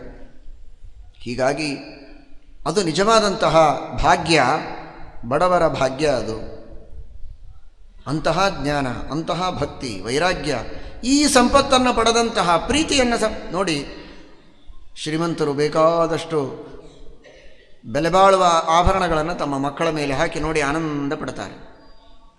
ಏನಿಲ್ಲದೆ ಫುಟ್ಪಾತ್ ಮೇಲೆ ಮಲಗಿದಂತಹ ಮಗುವಿಗೆ ಅಲ್ಲಿಯೇ ಮಲಗಿದ ಅಥವಾ ಕುಳಿತ ಒಬ್ಬ ಭಿಕ್ಷುಕಿ, ಭಿಕ್ಷೆ ಬೇಡುವ ಒಂದು ಹೆಣ್ಣು ಮಗಳು ಏನು ಕೊಡೋದಕ್ಕೆ ಸಾಧ್ಯ ಇದೆ? ಕೊಡೋದಕ್ಕೆ ಒಂದು ತುತ್ತು ಅನ್ನನೂ ಇಲ್ಲ ಅವಳ ಹತ್ರ. ಇನ್ನು ಬೆಳ್ಳಿ ಬಂಗಾರದ ಆಭರಣಗಳನ್ನೇನು ಹಾಕ್ತಾಳೆ? ಅವಳು ಕೊಡೋದು ಒಂದೇ ಒಂದು ಪ್ರೀತಿ. ಶ್ರೀಮಂತರು ಎಷ್ಟು ಮುದ್ದಾಡ್ತಾರೋ ತಮ್ಮ ಮಕ್ಕಳನ್ನು, ಅದಕ್ಕಿಂತಲೂ ಹೆಚ್ಚು ಮುದ್ದಾಡೋದು ಬಡವರು. ಯಾಕೆ ಅಂದರೆ ಶ್ರೀಮಂತರಿಗೆ 10 ಕೊಡೋದಕ್ಕಿದೆ, ಅದರೊಳಗೆ ಪ್ರೀತಿಯೂ ಒಂದಿದೆ. ಅವಳ ಹತ್ರ ಪ್ರೀತಿ ಒಂದೇ ಇದೆ, ಹೀಗಾಗಿ ಅದನ್ನೇ ಬಹಳ ಕೊಡೋದವಳು. ಹೀಗಾಗಿ ಮಕ್ಕಳು ಬಹಳ ಚೆನ್ನಾಗಿ ಬೆಳೆದಿರ್ತಾರೆ. ಶ್ರೀಮಂತರ ಮಕ್ಕಳಿಗಿಂತಲೂ ಬಡವರ ಮಕ್ಕಳು ಚೆನ್ನಾಗಿ ಬೆಳೆದಿರ್ತಾರೆ. ಯಾಕೆ ಅಂದರೆ ಮನುಷ್ಯ ಅನ್ನದಿಂದ ಬೆಳೆಯುವುದಕ್ಕಿಂತಲೂ ಹೆಚ್ಚು ಪ್ರೀತಿಯಿಂದ ಬೆಳೀತಾನೆ ಅಂತ ಇವತ್ತಿನ ವಿಜ್ಞಾನವೂ ಹೇಳುತ್ತದೆ. ಮಕ್ಕಳಿಗೆ ಮುದ್ದು ಕೊಡುವುದು ಕೇವಲ ಮುದ್ದು ಕೊಡುವವರು ತಮ್ಮ ಆನಂದಕ್ಕಾಗಿ ಕೊಡುವುದಲ್ಲ, ಮಕ್ಕಳನ್ನು ಆ ಪ್ರೀತಿ ವಿಶೇಷವಾಗಿ ಬೆಳೆಸ್ತದೆ. 10 ಜನರ ಪ್ರೀತಿ, ಪ್ರೇಮ, ವಿಶ್ವಾಸ ಮಕ್ಕಳ ದೈಹಿಕ ಹಾಗೂ ಮಾನಸಿಕ ಅಭಿವೃದ್ಧಿಗೆ ಕಾರಣವಾಗುತ್ತೆ. ಹೀಗಾಗಿ ಆ ತರಹದ ಪ್ರೀತಿ ಎಂಬ ಸಂಪತ್ತು ಬಡವರ ಹತ್ರ ಇದೆ. ಇವನಿಗೆ ಹೆದರಿಕೆ ಇದೆ, ತಾನೇನು ಮಕ್ಕಳಿಗೆ ಕೊಟ್ಟಿದ್ದಾನೆ, ಮಕ್ಕಳನ್ನು ಎಲ್ಲ ಆಭರಣಗಳನ್ನು ಹಾಕಿ ತಯಾರು ಮಾಡಬೇಕು, ತಾನು ನೋಡಬೇಕು, ಸಂತೋಷ ಪಡಬೇಕು. ಅವನು ಸ್ಕೂಲಿಗೆ ಹೋಗುವಾಗ ಮತ್ತೆಲ್ಲ ತೆಗೆದು ಒಳಗಿಡಬೇಕು, ಯಾಕೆಂದರೆ ಭಯ. ಆದರೆ ಪ್ರೀತಿ ಎಂಬ ಆಭರಣವನ್ನು ತೊಡಗಿಸಿದ ತಾಯಿಗೆ ಏನು ಭಯ ಇಲ್ಲ, ಓಡು ಅಂತಾಳೆ ಅವಳು. ಎಲ್ಲಿ ಆದರೂ ಓಡು, ಯಾಕೆಂದರೆ ಪ್ರೀತಿಯನ್ನು ಯಾರವರು ಕಸಿದುಕೊಳ್ಳುವವರು? ಮಹಾಭಾರತ ಹೇಳುತ್ತದೆ, ನೈವಾಸ್ಯಗ್ನಿ ಅಗ್ನಿಹಿ ನ ಚ ಆದಿತ್ಯ ನ ಮೃತ್ಯುರ್ನ ಚ ದಸ್ಯವ ಪ್ರಭವಂತಿ ಧನಂ ಹರ್ತುಂ ಇತರೇ ಸ್ಯುಃ ಕುತಃ ಪುನಃ. ಯಾವ ಬೆಂಕಿಯಿಂದ ಸುಡೋದಕ್ಕೆ ಸಾಧ್ಯ ಇಲ್ಲ, ಕಳ್ಳರು ಕದಿಯೋದಕ್ಕೆ ಸಾಧ್ಯ ಇಲ್ಲ, ನೀರಿನಲ್ಲಿ ತೊಯ್ಯೋದಕ್ಕೆ ಸಾಧ್ಯ ಇಲ್ಲ. ಅಂತಹ ಪ್ರೇಮ, ಅಂತಹ ಪ್ರೀತಿ, ಅಂತಹ ಭಕ್ತಿ, ಅಂತಹ ವಾತ್ಸಲ್ಯ, ಅಂತಹ ವಿವೇಕ, ಇವುಗಳೆಲ್ಲ ಬಡವರ ಸಂಪತ್ತು. ಈ ಸಂಪತ್ತನ್ನು ನಾವು ಪಡೆಯಬೇಕು. ಶಮ್ಯಾಕರು ಹೇಳುವಂತಹ ಮಾತು ಎಲ್ಲ ನಿಜವಾಗಿ ಎಂತೆಂತಹ ಋಷಿಗಳು ನಮ್ಮಲ್ಲಿ ಆಗಿ ಹೋದರು, ಎಂತೆಂತಹ ಮುತ್ತಿನ ಮಾತುಗಳನ್ನು ಹೇಳಿದ್ದಾರೆ. ಎಂತಹ ಜೀವನಕ್ಕೆ ಅತ್ಯುಪಯುಕ್ತವಾದ ತತ್ವವನ್ನು ನಾವು ರೂಢಿಸಿಕೊಳ್ಳಬೇಕಾದ ತತ್ವಗಳನ್ನು ನಮಗೆ ತಿಳಿಸಿದ್ದಾರೆ. ಐನ್ಸ್ಟೀನ್ನು, ನ್ಯೂಟನ್ನು ಎಲ್ಲರೂ ಭಾರಿ ಭಾರಿ ಸಂಶೋಧನೆಯನ್ನು ಮಾಡಿ ಅನೇಕ ತತ್ವಗಳನ್ನು ಕಂಡು ಜಗತ್ತಿಗೆ ಸಾಕಷ್ಟು ಉಪಕಾರ ಮಾಡಿದ್ದಾರೆ. ಅವರ ಸ್ಮರಣೆಯನ್ನು ಮಾಡಬೇಕಾದದ್ದೇನೋ ನಿಜ, ತಪ್ಪೇನಲ್ಲ. ಆದರೆ ಭಾರತೀಯ ತತ್ವಜ್ಞಾನಿಗಳು, ಋಷಿಗಳು ಹಾಗೂ ವಿಜ್ಞಾನಿಗಳು ಎಂತೆಂತಹ ಜೀವನಕ್ಕೆ ಬೇಕಾದ ಮೌಲಿಕ ತತ್ವಗಳನ್ನು ತಾವು ತಮ್ಮ ಜೀವನದಲ್ಲಿ ಕಂಡು ಅದನ್ನು ಜಗತ್ತಿಗೆ ಸಾರಿ ಹೇಳಿದ್ದಾರೆ. ಆದರೆ ಅವರ ಹೆಸರೇ ಇಲ್ಲ ಇವತ್ತು. ಅವರ ಹೆಸರುಗಳನ್ನು ತೆಗೆದುಕೊಳ್ಳೋದು ಅಂದರೆ ನಮ್ಮ ಜನಗಳಿಗೇನೆ ಒಂದು ತರಹದ ಕೀಳರಿಮೆ. ಅಯ್ಯೋ, ಏನೋ ಇವತ್ತಿನ ಜಗತ್ತಿನ ಯಾವ ತಿಳುವಳಿಕೆ ಇಲ್ಲದೆ ಇದ್ದಂತಹ ಶಿಲಾಯುಗದ ಮಾನವ ಅಂತ ನನ್ನನ್ನು ಯಾರು ಅಂದಾರು ಅಂತ 4 ಜನರ ಎದುರಿನಲ್ಲಿ ತಾನು ಧಾರ್ಮಿಕ ಅಂತ ತೋರಿಸಿಕೊಳ್ಳುವುದಕ್ಕೂ ನಾಚಿಕೆ ಪಡುವ ಸ್ಥಿತಿಯಲ್ಲಿ ಭಾರತೀಯರಿದ್ದಾರೆ. ಇದು ದೊಡ್ಡ ಶೋಚನೀಯವಾದ ಸಂಗತಿ. ಇಂತಹ ತತ್ವವನ್ನು ಶಮ್ಯಾಕರು ಉಪದೇಶ ಮಾಡುತ್ತಾರೆ. ಧನವಾನ್ ಕ್ರೋಧಲೋಭಾಭ್ಯಾಂ ಆವಿಷ್ಟೋ ನಷ್ಟಚೇತರ. ನಗನಗತಾ ಇರ್ತಾನೆ, ಬಂದವರಿಗೆಲ್ಲ ಸ್ವಾಗತ ಮಾಡ್ತಾನೆ, ಪ್ರೀತಿಯಿಂದ ಮಾತಾಡಿಸ್ತಾನೆ. ಇದು ಇರುವ ಗುಣ. ಇವನಿಗೆ ಯಾವಾಗಲೂ ಹುಬ್ಬುಗಂಟು, ಕೆಳಗೆ ಮುಖ ಹಾಕಿರ್ತಾನೆ. ಭಾರೀ ತನ್ನಷ್ಟೇ ಅಥವಾ ತನಗಿಂತ ಶ್ರೀಮಂತರು ಬಂದರೆ ತಾನು ಮಾತಾಡಿಸ್ಬೇಕು ಅಂತಂತಾನೆ.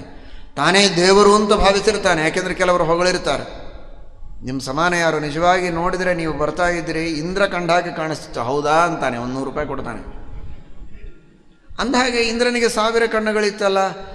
ಎಲ್ಲಿಯೋ ನೋಡಿ, ಹುಟ್ಟುವಾಗ ಕೆಲವೊಮ್ಮೆ ಚರ್ಮಗಳು ಜಾಸ್ತಿ ಬೆಳೆದು ಮುಚ್ಚಿರಬೇಕು ಅಂತ ಅನ್ಕೊಳ್ತಾನಂತ. ನೀನೇ ಸಾಕ್ಷಾತ್ ಶ್ರೀಕೃಷ್ಣ ಇದ್ದ ಹಾಗೆ ಇದ್ದೀರಿ ಅಂತಂದರೆ, ಹೌದು, 2 ಕೈ ಇದೆ, ಇನ್ನೆರಡು ಕೈ ಎಲ್ಲಿ ಹೋಯಿತು? ಚತುರ್ಭುಜ. ಓ, 2 ಕೈಗಳು ಒಳಗೆ ಹೋಗಿರಬಹುದು.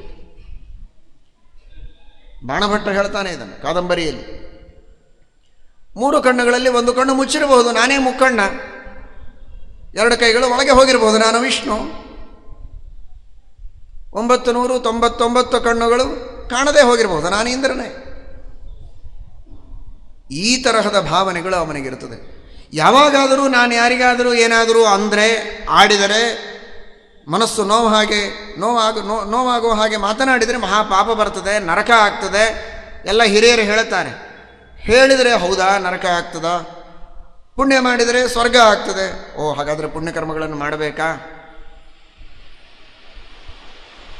ಇಡೀ ರಾಜಭವನದಲ್ಲಿ, ರಾಜರ ದರ್ಬಾರದೊಳಗೆ ಅವರು ಕುಳಿತ ಸ್ಥಳದಲ್ಲಿ ಫುಲ್ ರತ್ನಗಂಬಳಿ ಕಾರ್ಪೆಟ್ ಹಾಕಿರ್ತಾರೆ. ಯಾಕೆ ಅಂದರೆ ನರಕ ಕೆಳಗಿದೆ, ನರಕ ಇದೆ ಅಂತ ಅನಿಸಲೇಬಾರದು, ಕೆಳಗಿನ ಲೋಕವೇ ಕಾಣಿಸಬಾರದು ಅಂತ ಫುಲ್ಲು ರತ್ನಗಂಬಳಿ ಹಾಕಿ ನರಕ ಕಾಣದೇ ಇರೋ ಹಾಗೆ. ಮೇಲೆ ಲೋಕ ಇದೆ, ಪುಣ್ಯ ಮಾಡಿದರೆ ನಾವು ಸ್ವರ್ಗಕ್ಕೆ ಹೋಗ್ತೇವೆ. ಆತಪತ್ರ ಮಂಡಲೇನೇವ ಅಪವಾರ್ಯತೆ ಪರಲೋಕ ದರ್ಶನಂ. ಶ್ವೇತಛತ್ರವನ್ನು ಹಿಡಿದಿರ್ತಾರಂತೆ. ಯಾಕೆ ಅಂದರೆ ಪರಲೋಕ ಇದೆ ಅನ್ನೋ ಎಚ್ಚರಣೆ ಈ ರಾಜರಿಗೆ ಬರಬಾರದು ಅಂತ. ಮೇಲೆ ಕಾಣಿಸೋದೇ ಇಲ್ಲ, ಛತ್ರಿ ಒಂದೇ ಕಾಣಿಸ್ತದೆ. ಹೇಳುವ ತಾತ್ಪರ್ಯ, ಶ್ರೀಮಂತಿಕೆಯ ಅಮಲಿನಲ್ಲಿ ಮನುಷ್ಯ ನರಕ ಇದೆ, ಸ್ವರ್ಗ ಇದೆ, ಎಲ್ಲವನ್ನೂ ಮರೆತು ಬಿಡ್ತಾನೆ. ಶ್ರೀಕೃಷ್ಣ ಪರಮಾತ್ಮನ ಆದರ್ಶವನ್ನು ನಾವು ನೋಡಬೇಕು. ಏನು ಶ್ರೀಕೃಷ್ಣ ಪರಮಾತ್ಮನ ಐಶ್ವರ್ಯ ಅಂದರೆ ಲೆಕ್ಕ ಮಾಡ್ತೀರಾ? ಎಣಿಸ್ತೀರಾ? ಲಕ್ಷ್ಮೀಪತಿ ಅವನು. ಭೂಮಿರಾಪೋ ನಲೋ ವಾಯು ಖಮ್ಮನೋ ಬುದ್ಧಿರೇವಚ ಅಹಂಕಾರ ಇತೀಯಮ್ಮೆ ಭಿನ್ನ ಪ್ರಕೃತಿರಷ್ಟದ ಅಪರಾಯಿಯಂ ಇತಸ್ತ್ವನ್ಯ ಪ್ರಕೃತಿಂ ವಿದ್ಧಿಮೇ ಪರಾಂ. 1 ಎಕರೆ 2 ಎಕರೆ ಭೂಮಿ ಅಲ್ಲ, ಭೂಮಿ ಅಷ್ಟೇ. ಭೂಮಿ ಅಂತ ಎಷ್ಟಿದೆ ಅದೆಲ್ಲ ದೇವರ ಆಸ್ತಿ. ನೀರು ಸಂಪೂರ್ಣವಾಗಿ ದೇವರದು. ಅಗ್ನಿ, ವಾಯು, ಆಕಾಶ. ಬಹಳ ಶ್ರೀಮಂತರು ಅನೇಕ ಜನ ಇಲ್ಲಿ ಬಂದಿದ್ದೀರಲ್ಲ, ಎಷ್ಟು ಗಾಳಿ ಕೊಂಡ್ಕೊಂಡಿದ್ದೀರಿ? ಎಷ್ಟು ಆಕಾಶ ನಿಮ್ಮ ಹೆಸರಲ್ಲಿದೆ? ಏನಿದೆ? 30-40 ಸೈಟ್ ಬೆಂಗಳೂರಲ್ಲಿ ಕೊಂಡುಕೊಂಡ್ರೆ ಬಹಳ ಶ್ರೀಮಂತರು ಅಂತ. ಭೂಮಿ ಅಂತ ಇದ್ದದ್ದೆಲ್ಲವೂ ಭಗವಂತ. ಎಲ್ಲ ನೀರು, ಎಲ್ಲ ಗಾಳಿ, ಎಲ್ಲ ಬೆಳಕು, ಅದಕ್ಕೆ ಮೂಲಭೂತವಾದ ಅಹಂಕಾರ ತತ್ವ, ಪ್ರಕೃತಿ ತತ್ವ, ಎಲ್ಲ ಮಹತ್ತತ್ವ, ಪ್ರಕೃತಿ ತತ್ವಗಳು ಎಲ್ಲವೂ ಭಗವದಧೀನ. ಇದೆಲ್ಲದರ ಒಡತಿ ಮಹಾಲಕ್ಷ್ಮಿ, ಅವಳು ಪರಮಾತ್ಮನ ದಾಸಾನುದಾಸ. ಇದು ದೇವರ ಐಶ್ವರ್ಯ. ಯಾರು ಎಣಿಸೋವರಿದ್ದಾರೆ ಅದನ್ನು? ಇಂತಹ ಅಪರಿಗಣಿತವಾದ ಅನಂತ ಐಶ್ವರ್ಯ ಸಂಪನ್ನನಾದ ಭಗವಂತ. ಆದರೆ ಆ ಕುಚೇಲ ಹೊರಕು ಬಟ್ಟೆ ಉಟ್ಟು ಬಂದಂತಹ ಸುಧಾಮನನ್ನು ಎಷ್ಟು ಪ್ರೀತಿಯಿಂದ ಸ್ವಾಗತ ಮಾಡಿದ. ಎಷ್ಟು ಪ್ರೀತಿ, ಏನು ಆತ್ಮೀಯತೆ, ಏನು ಅಭಿಮಾನ, ವಾತ್ಸಲ್ಯ. ಕುಚೇಲ ಬಂದಿದ್ದಾನೆ ಅಂತ ದ್ವಾರಪಾಲಕರು ಬಂದು ಹೇಳಿದರೆ ಭಗವಂತ ತಾನು ಓಡಿ ಹೋಗಿ ಮಹಾದ್ವಾರದವರೆಗೆ ಹೋಗಿ ಸ್ವಾಗತ ಮಾಡಿ ಕರೆದುಕೊಂಡು ಬಂದಿದ್ದಾನೆ. ಅರ್ಧ ಸಿಂಹಾಸನದಲ್ಲಿ ಕೂಡಿಸಿದ. ಅವನಿಗೆ ಬೇಕಾದ ಎಲ್ಲ ಆದರ ಆತಿಥ್ಯ ಪೀತಾಂಬರವನ್ನು ಕೊಟ್ಟ, ಪಾದಪೂಜೆ ಮಾಡಿದ, ಮನೆಯೆಲ್ಲ ಪ್ರೋಕ್ಷಣೆ ಮಾಡಿದ. ಬಡವರನ್ನ ಕಣ್ಣೆತ್ತಿ ನೋಡಿದರೆ ಅದೇ ಒಂದು ಪುಣ್ಯ, ಅದೇ ಅವನ ಭಾಗ್ಯ ಅಂತ ತಿಳಿತಾರಂತೆ. ಅವನನ್ನು ನಾನು ನೋಡಿದ್ದೇನಲ್ಲ, ಸಾಕು, ಇನ್ನೇನು ಕೊಡಬೇಕು? ನೀನು ನೋಡಿದರೆ ಅವನೇನು ಮಾಡಬೇಕು?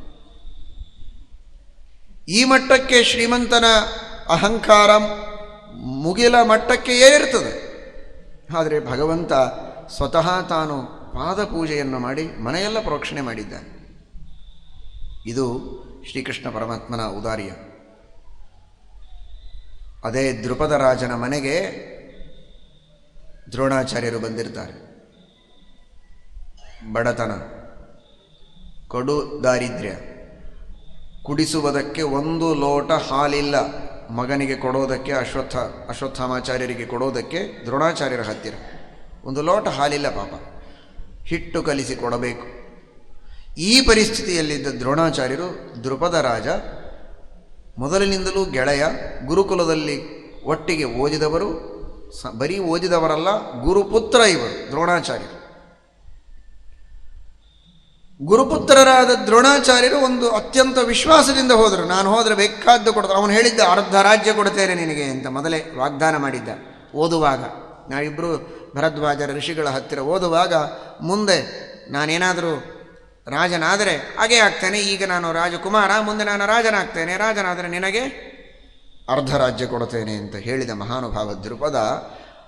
ಅರ್ಧ ರಾಜ್ಯ ಬೇಡ, ಒಂದು ಊರು ಬೇಡ, ಒಂದು ಮನೆ ಬೇಡ, ಒಂದು ಆಕಳು ಕೊಡು ಸಾಕು ನನ್ನ ಮಗುವಿಗೆ ಹಾಲು ಕುಡಿಸೋದಕ್ಕೆ ಅಂತ ಕೇಳಲು ಬಂದಿದ್ದರು ದ್ರೋಣಾಚಾರ್ಯರು. ಆಕಳು ಕೊಡೋದು ದೂರ ಉಳಿತು. ದ್ವಾರದಿಂದ ಹೇಳಿ ಕಳಿಸ್ತಾರೆ. ದ್ವಾರಪಾಲಕರು ಬಂದು ಹೇಳಿದರು, ನಿಮ್ಮ ಗೆಳೆಯ ಅಂತೆ ದ್ರೋಣಾಚಾರ್ಯರು, ಒಬ್ಬ ಬ್ರಾಹ್ಮಣ ಹೇಗಿದ್ದಾನೆ, ಕಪ್ಪು ಬ್ರಾಹ್ಮಣ ಹೇಗಿದ್ದಾನೆ, ಬಟ್ಟೆಯೆಲ್ಲ ಹರಿದಿವೆ, ಕೃಷ ಅಂತಹ ಒಬ್ಬ ಬ್ರಾಹ್ಮಣ. ಇಂಥವನು ನನ್ನ ಗೆಳೆಯನಾಗಲಿಕ್ಕೆ ಸಾಧ್ಯನ? ನನಿರ್ಧನೋ ರಾಜಸಖೋ ಭವೇತ. ಅಂತಹ ಒಬ್ಬ ನಿರ್ಧನ, ಅಗತಿಕ, ಹರಕು ಬಟ್ಟೆ ಹುಟ್ಟುವನು ನನ್ನ ಗೆಳೆಯ ಅಂತ ಹೇಳ್ತೀರಿ. ನಿಮಗೆ ನಾಚಿಕೆ ಬರೋಲ್ಲವ ದ್ವಾರಪಾಲಕರಿಗೆ? ನನ್ನ ಸ್ಥಾನ, ನನ್ನ ಅಂತಸ್ತು, ಇದಕ್ಕೆ ಸರಿಯಾಗಿ ನೀವು ಮಾತಾಡಬೇಕು. ಏನು ಮಾತಾಡ್ತಾ ಇದ್ದೀರಿ? ಅವನು ಯಾರು ಗೆಳೆಯ? ಅವನಿಗೆ ಒಂದು ಆಕಳಲ್ಲ, 1,00,000 ಆಕಳು ಬೇಕು ಅಂದ್ರೆ ಕೊಡ್ತೇನೆ ಅಂತ ಹೇಳು, ಆದರೆ ನನ್ನ ಗೆಳೆಯ ಅಂಥೇಳಿ ಆ ಮರ್ಯಾದೆ ತೆಗೆಯಬೇಡ ಅಂಥೇಳು ಅಂತ ಹೇಳಿ ಕಳಿಸ್ತಾನೆ. ಏನು ಅಹಂಕಾರ ಇದು! ಇವನಿಗೆ ಬಂದದ್ದೇ ಆವಾಗ ರಾಜ್ಯ. ಇದೇ ದ್ರೋಣಾಚಾರ್ಯರ ತಂದೆ ಇವನಿಗೆ ಪಾಠ ಹೇಳಿದ್ದಕ್ಕೆ, ವಿದ್ಯಾವಂತನಾದದ್ದಕ್ಕೆ ಇವರ ಅಪ್ಪ ಇವನನ್ನು ರಾಜನನ್ನಾಗಿ ಮಾಡಿದ್ದಾನೆ. ಪೃಷತ ರಾಜ ಇವನಿಗೆ ರಾಜ್ಯವನ್ನು ಕೊಟ್ಟ. ಯಾಕೆ ಕೊಟ್ಟ?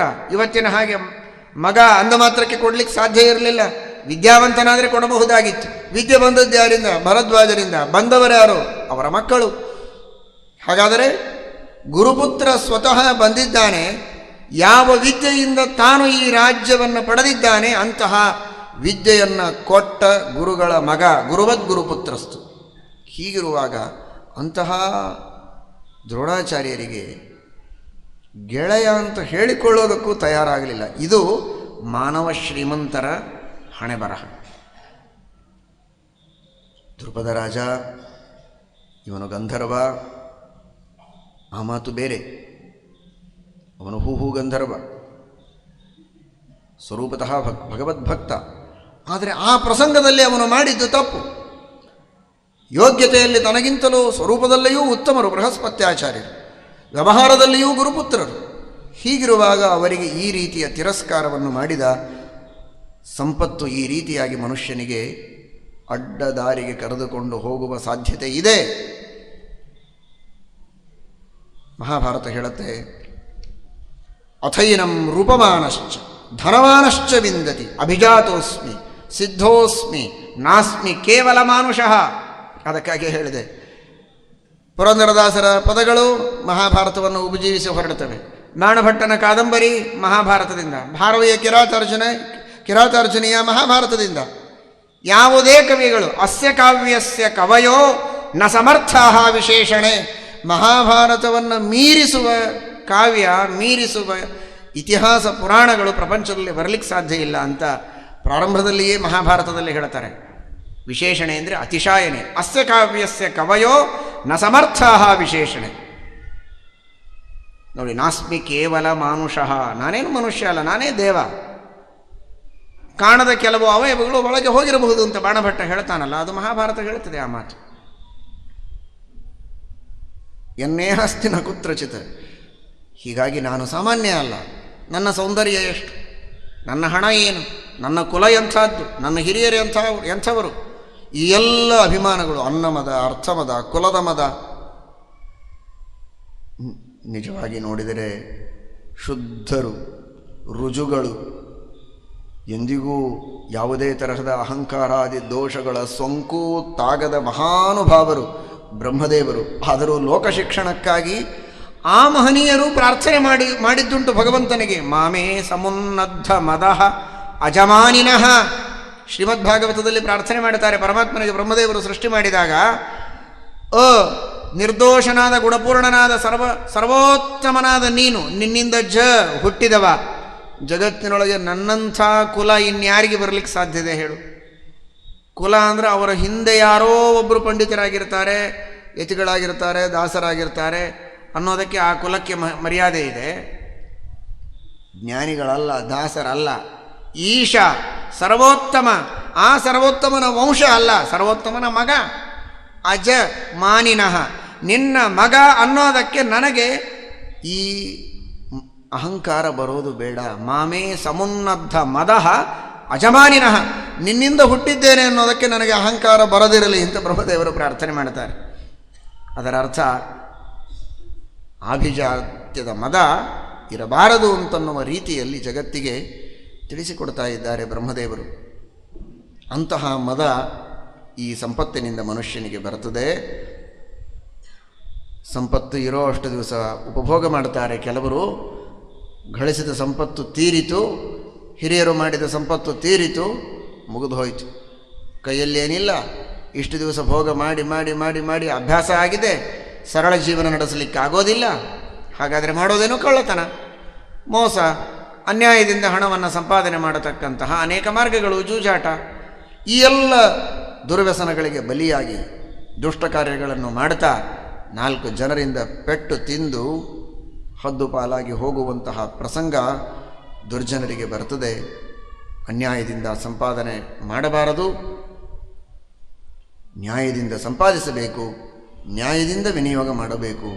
ಇಲ್ಲದಿದ್ದರೆ ಎಷ್ಟಿದೆ ಅಷ್ಟರಲ್ಲಿಯೇ ತೃಪ್ತಿಯನ್ನು ಪಡಬೇಕೇ ಹೊರತು ಬೇಕು ಬೇಕು ಬೇಕು ಅಂತನ್ನುವ ಅಪೇಕ್ಷೆಯನ್ನು ಮಾಡುವುದು ಸರಿಯಲ್ಲ ಅಂತ ಹೇಳ್ತಾರೆ.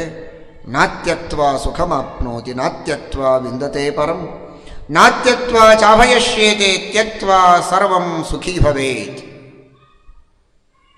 ಸುಖ, ಭಗವಂತನ ತಿಳುವಳಿಕೆ, ಮೋಕ್ಷ ಮಾರ್ಗದ ಸಾಧನದ ಅನುಷ್ಠಾನ, ಇದ್ಯಾವುದೂ ತ್ಯಾಗ ಇಲ್ಲದೆ ಸಾಧ್ಯ ಇಲ್ಲ.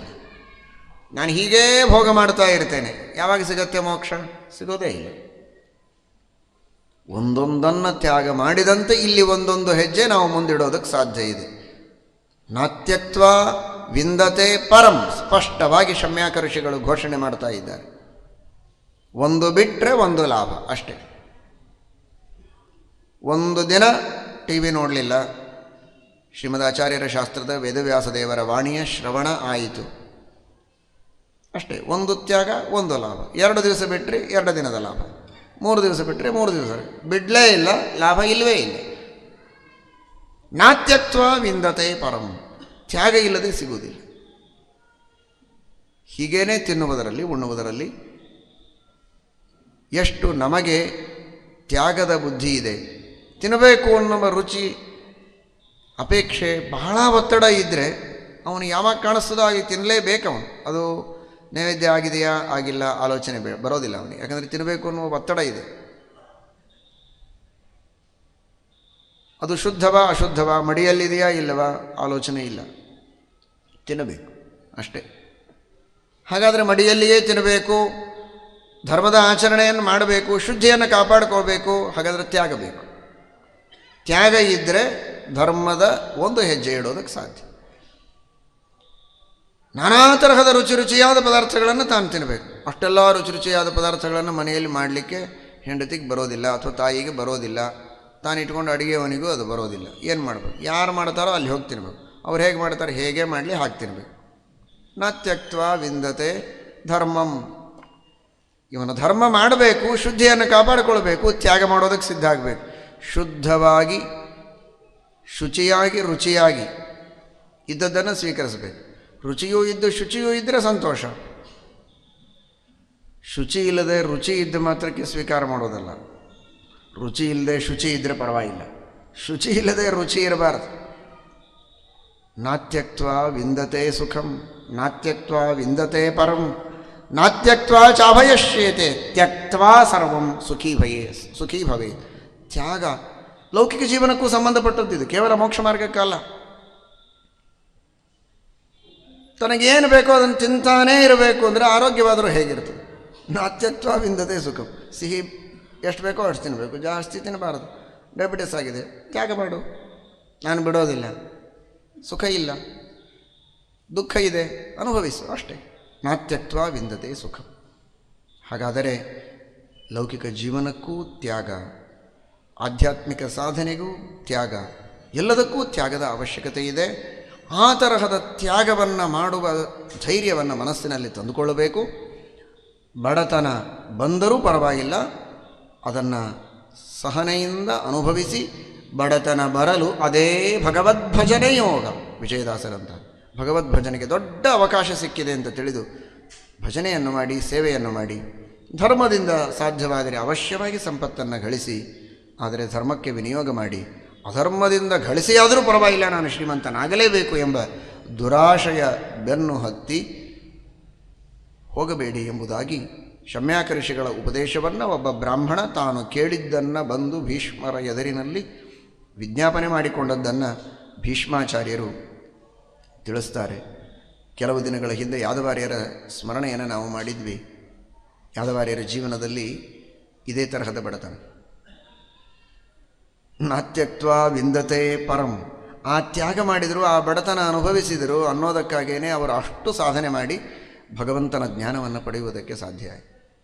ಮನೆಯಲ್ಲಿ ನಿತ್ಯ 100 ಜನ ವಿದ್ಯಾರ್ಥಿಗಳಿದ್ದರೆ ಅವರ ಊಟಕ್ಕೆ ಹಾಕಬೇಕು ಅಂದರೆ ಏನಿರ್ತಿರಲಿಲ್ಲ, ಏನಿಲ್ಲ ನೀವು ಹೋಗಿ ಅಂತ ವಿದ್ಯಾರ್ಥಿಗಳನ್ನು ಕಳಿಸ್ತಿರಲಿಲ್ಲ ಅವರು. ನಾವು ಹಣದ ಮೇಲಿನ ವಿಶ್ವಾಸದಿಂದ ವಿದ್ಯಾರ್ಥಿಗಳನ್ನು ಇಟ್ಟುಕೊಂಡದ್ದಲ್ಲ, ದೇವರ ಮೇಲಿನ ವಿಶ್ವಾಸದಿಂದ. ದೇವರ ರಕ್ಷಣೆ ಮಾಡ್ತಾನೆ. ಆ ತೃಪ್ತಿ, ಆ ಆನಂದ ಅವರಿಗೆ. ಒಂದು ದಿನ ಏನೂ ಸಿಕ್ಕಿಲ್ಲ, ಯಾರೋ ತರ್ತಿದ್ರು, ಹೇಗೋ ನಡೀತಾ ಇತ್ತು ನಿತ್ಯ ಜೀವನ. ಅವತ್ತು ಮಧ್ಯಾಹ್ನ ಆದರೂ ಏನು ಸಿಕ್ಕಿಲ್ಲ. ಅವರ ಮಡದಿಗೆ ಸ್ವಲ್ಪ ಬೇಸರ ಆಯಿತು. ಪೂಜೆ ಆಯಿತು, ಪಾಠ ಎಲ್ಲ ಮುಗಿಸಿ ಪೂಜೆಗೆ ಎದ್ದರು. ಅಡುಗೆ ಮನೆಗೆ ಬರ್ತಾನೆ ಇರಲಿಲ್ಲ ಅವರು, ಸೀರೆ ದೇವರ ಮನೆಗೆ ಹೋಗ್ತಿದ್ರು. ನೈವೇದ್ಯಕ್ಕೆ ತೆಗೆದುಕೊಂಡು ಬರಲಿಕ್ಕೆ ಹೇಳಿ ಅಂತ ಹೇಳಿದರು ಗುರುಪತ್ನಿಗೆ. ಶಿಷ್ಯರು ಹೋಗಿ ಹೇಳಿದರು. ಗುರುಪತ್ನಿ ಅಂದು ಏನು ಮಾಡಲಿ, ನಾನು ಅವರು ಅಡುಗೆ ಮನೆಗೆ ಬರೋದಿಲ್ಲ, ಉಗ್ರಾಣ ನೋಡುವುದಿಲ್ಲ, ನೈವೇದ್ಯ ಮಾಡುವಂತ ತಂದಿಡು ಅಂದರೆ ಎಲ್ಲಿಂದ ತರಬೇಕು? ಅಲ್ಲಿ ನದಿಯಲ್ಲಿ ಉಸುಕಿದೆ, ತಂದು ಪಾತ್ರೆಯಲ್ಲಿ ಇಟ್ಬಿಡಿ ಎಂದು. ಅಷ್ಟು ಅವಳಿಗೆ ತಾಪ ಆಗಿತ್ತು ಮನಸ್ಸಿಗೆ. ಸರಿ ಅಂತ ಶಿಷ್ಯರು ಯಥಾಶ್ರುತ ಗ್ರಾಹಿಗಳು ಉಸುಕು ತಂದು ಇಟ್ಬಿಟ್ರು. ಮೇಲಿನ ಮುಚ್ಚಳ ತೆಗೀರಿ ಅಂದರು. ಇವರು ಕಣ್ಣು ಮುಚ್ಚಿ ಪ್ರೋಕ್ಷಣೆ ಮಾಡಿದರು. ದೇವರು ತೆಗೆದುಕೊಳ್ಳೋ ಮೊದಲು ನಾವ್ಯಾಕೆ ನೋಡಬೇಕು ಅಂತ ನೋಡಲಿಕ್ಕೂ ಹೋಗಲಿಲ್ಲ. ಇವರು ಪ್ರೋಕ್ಷಣೆ ಮಾಡಿ ನೈವೇದ್ಯ ಮಾಡಿಬಿಟ್ರು. ನೋಡಿದರೆ ಬಿಸಿ ಬಿಸಿ ತಾಜಾ ಮಾಡಿದಂತಹ ಶಿರ, ಉತ್ತಮವಾದ ತುಪ್ಪದಲ್ಲಿ ಮಾಡಿದ ಶಿರ ಆಗಿ ತಯಾರಾಗಿದೆ. ಯಾದವಾರ್ಯರ ಶಿಷ್ಯರು ಆನಂದದಿಂದ ತಿಂದಿದ್ದಾರೆ. ತಾವೇ ತಂದಿಟ್ಟದ್ದು ಉಸುಕು, ಪ್ರಕೃತಿಯ ನಿಯಮವನ್ನೂ ಉಲ್ಲಂಘಿಸಿ ಭಗವಂತ ಶಬ್ದಗಳಲ್ಲಿ ಬೇಕಾದಷ್ಟು ತಾಂಡವ ಮಾಡಬಹುದು. ಯಾವುದೇ ಶಬ್ದವನ್ನು ಜೋಡಿಸಬಹುದು, ತೆಗೆಯಬಹುದು, ಹಾಕಬಹುದು. ವಸ್ತುವಿನಲ್ಲಿ ಬದಲಾವಣೆ ನಮ್ಮ ದೃಷ್ಟಿಯಲ್ಲಿ ಆಶ್ಚರ್ಯ, ದೇವರಿಗೇನು ಆಶ್ಚರ್ಯ? ಇಡೀ ವಿಶ್ವವೇ ದೇವರ ಸೃಷ್ಟಿ ಅಲ್ವಾ?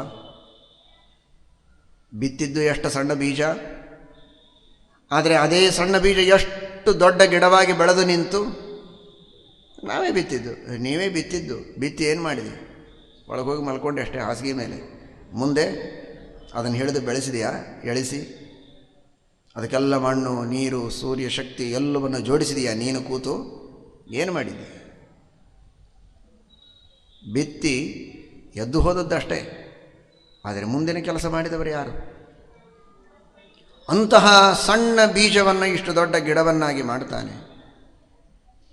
ಸಣ್ಣ ಸೆಲ್ಲನ್ನು ಇಷ್ಟು ಆ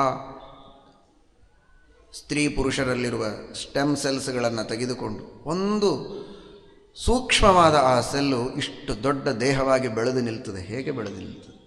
ಇದು ಯಾರ ಶಕ್ತಿ? ಆ ಭಗವಂತನಿಗೆ ಇದೇನು ದೊಡ್ಡದಲ್ಲ. ಏನನ್ನೂ ಯಾವ ರೀತಿಯಾಗಿ ಆದರೂ ಮಾಡಬಹುದು.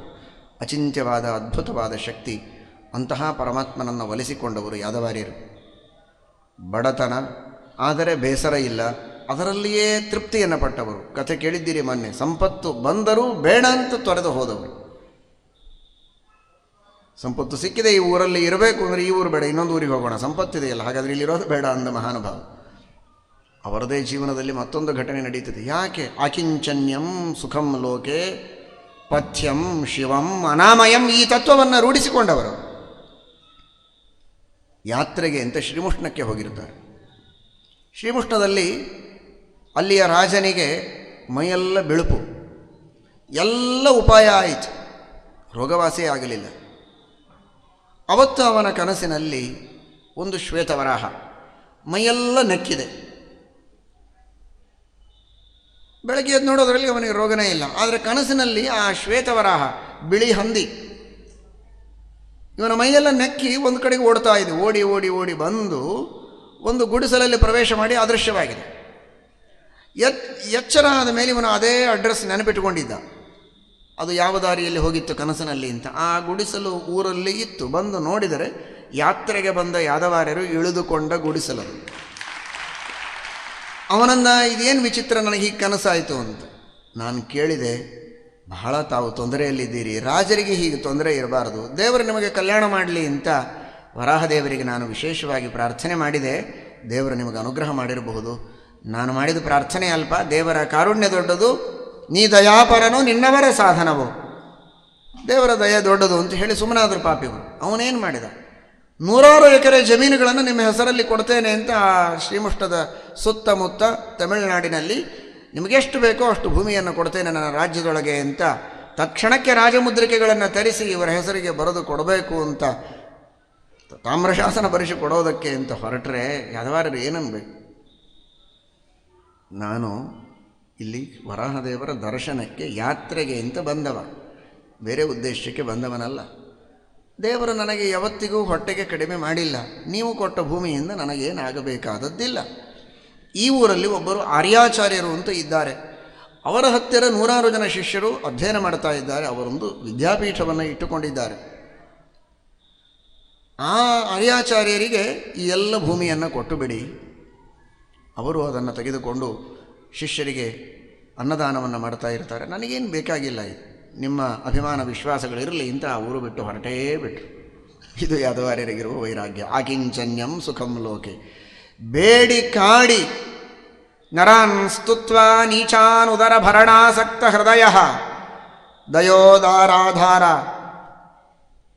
ಅಮರ ವರತ್ವತ್ಪದಯುಗಂ ನಚಾವಂದೇ ವಿಷ್ಣೋ ತದಪಿ ಭವ ವಾರೀಶಪತಿತಂ ಪತೆ ಮಾಯಾವರಣ ಹರಣಾದ್ ರಕ್ಷನ್ ಹರೇ. ಸತ್ಯಸಂಧತೀರ್ಥ ಶ್ರೀಪಾದಂಗಳವರು ಮಾಡಿದ ಸ್ತೋತ್ರ ಇದು. ಹೊಟ್ಟೆಪಾಡಿಗಾಗಿ ನೀಚರ ಸ್ತೋತ್ರವನ್ನು ಮಾಡಿ ನೀಚರ ಎದುರಿಗೆ ಕೈ ಚಾಚಿ ಬೇಡುವಂತಹ ಸ್ಥಿತಿ ಇಂತಹ ಯೋಗಿಗಳಿಗೆ ಬರೋದಿಲ್ಲ. ಕಸ್ಮಾತ್ ಭಜಂತಿ ಕವಯೋಧನ ದುರ್ಮದಾಂಧ.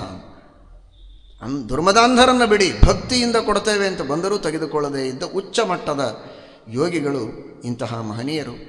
ಹೀಗಾಗಿ ಹಣವನ್ನು ಸ್ವೀಕಾರ ಮಾಡದೆ ಆಕಿಂಚನ್ಯದಲ್ಲಿ, ನಿಷ್ಕಿಂಚನತೆಯಲ್ಲಿ ಅವರು ಆನಂದವನ್ನು ಪಟ್ಟವರು. ಇಂತಹ ಅನೇಕ ಮಹನೀಯರನ್ನು ನಾವು ಕಾಣುತ್ತೇವೆ. ಶ್ರೀಕೃಷ್ಣ ಪರಮಾತ್ಮನನ್ನು ಚಿಂತನೆ ಮಾಡುವಾಗ ಮತ್ಸ್ಯರೂಪಿಯಾದ ಭಗವಂತ ಸತ್ಯವ್ರತನನ್ನು, ವೈವಸ್ವತ ಮನುವನ್ನು, ಋಷಿಗಳನ್ನು ಕರೆದುಕೊಂಡು ತಾನು ಸಂಚಾರ ಮಾಡಿ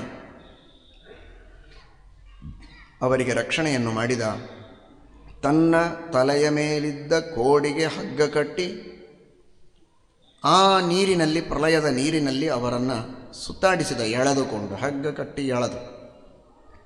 ಹೀಗಾಗಿ ಕರ್ಷತಿ ಇತಿ ಕೃಷ್ಣ ಮತ್ಸ್ಯ ಅಂತ. ಇಷ್ಟು ಮಾತ್ರ ಅಲ್ಲ, ಮತ್ಸ್ಯರೂಪಿಯಾದ ಭಗವಂತ ಬ್ರಹ್ಮದೇವರು ವೇದಗಳ ಪಠನವನ್ನು ಮಾಡುವಾಗ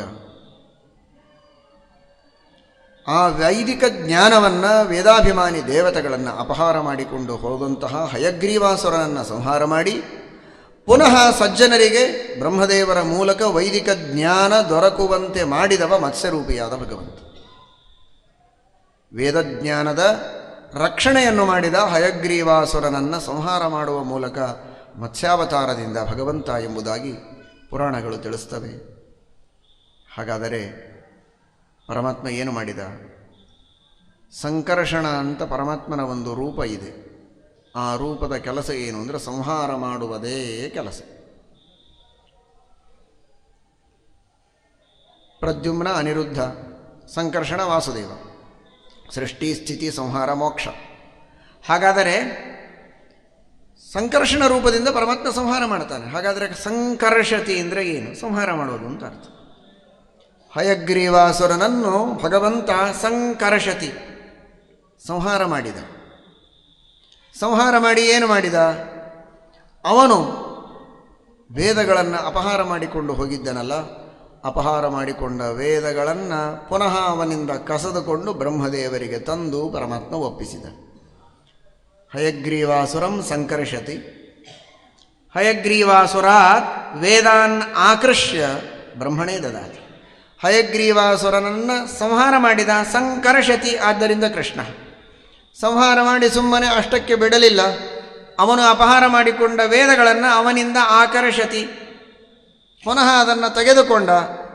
ಯಾರಿಗೋಸ್ಕರ? ಬ್ರಹ್ಮಾಣಂ ಪ್ರತಿ, ಬ್ರಹ್ಮದೇವರಿಗೋಸ್ಕರ ಹಯಗ್ರೀವಾಸುರನಿಂದ ವೇದವನ್ನು ಆಕರ್ಷ್ಯ ಬ್ರಹ್ಮಣೇ ದದವು. ಆದ್ದರಿಂದ ಭಗವಂತನಿಗೆ ಆಕರ್ಷತಿ ಇತಿ ಕೃಷ್ಣ, ಸಂಕರ್ಷತಿ ಇತಿ ಕೃಷ್ಣ.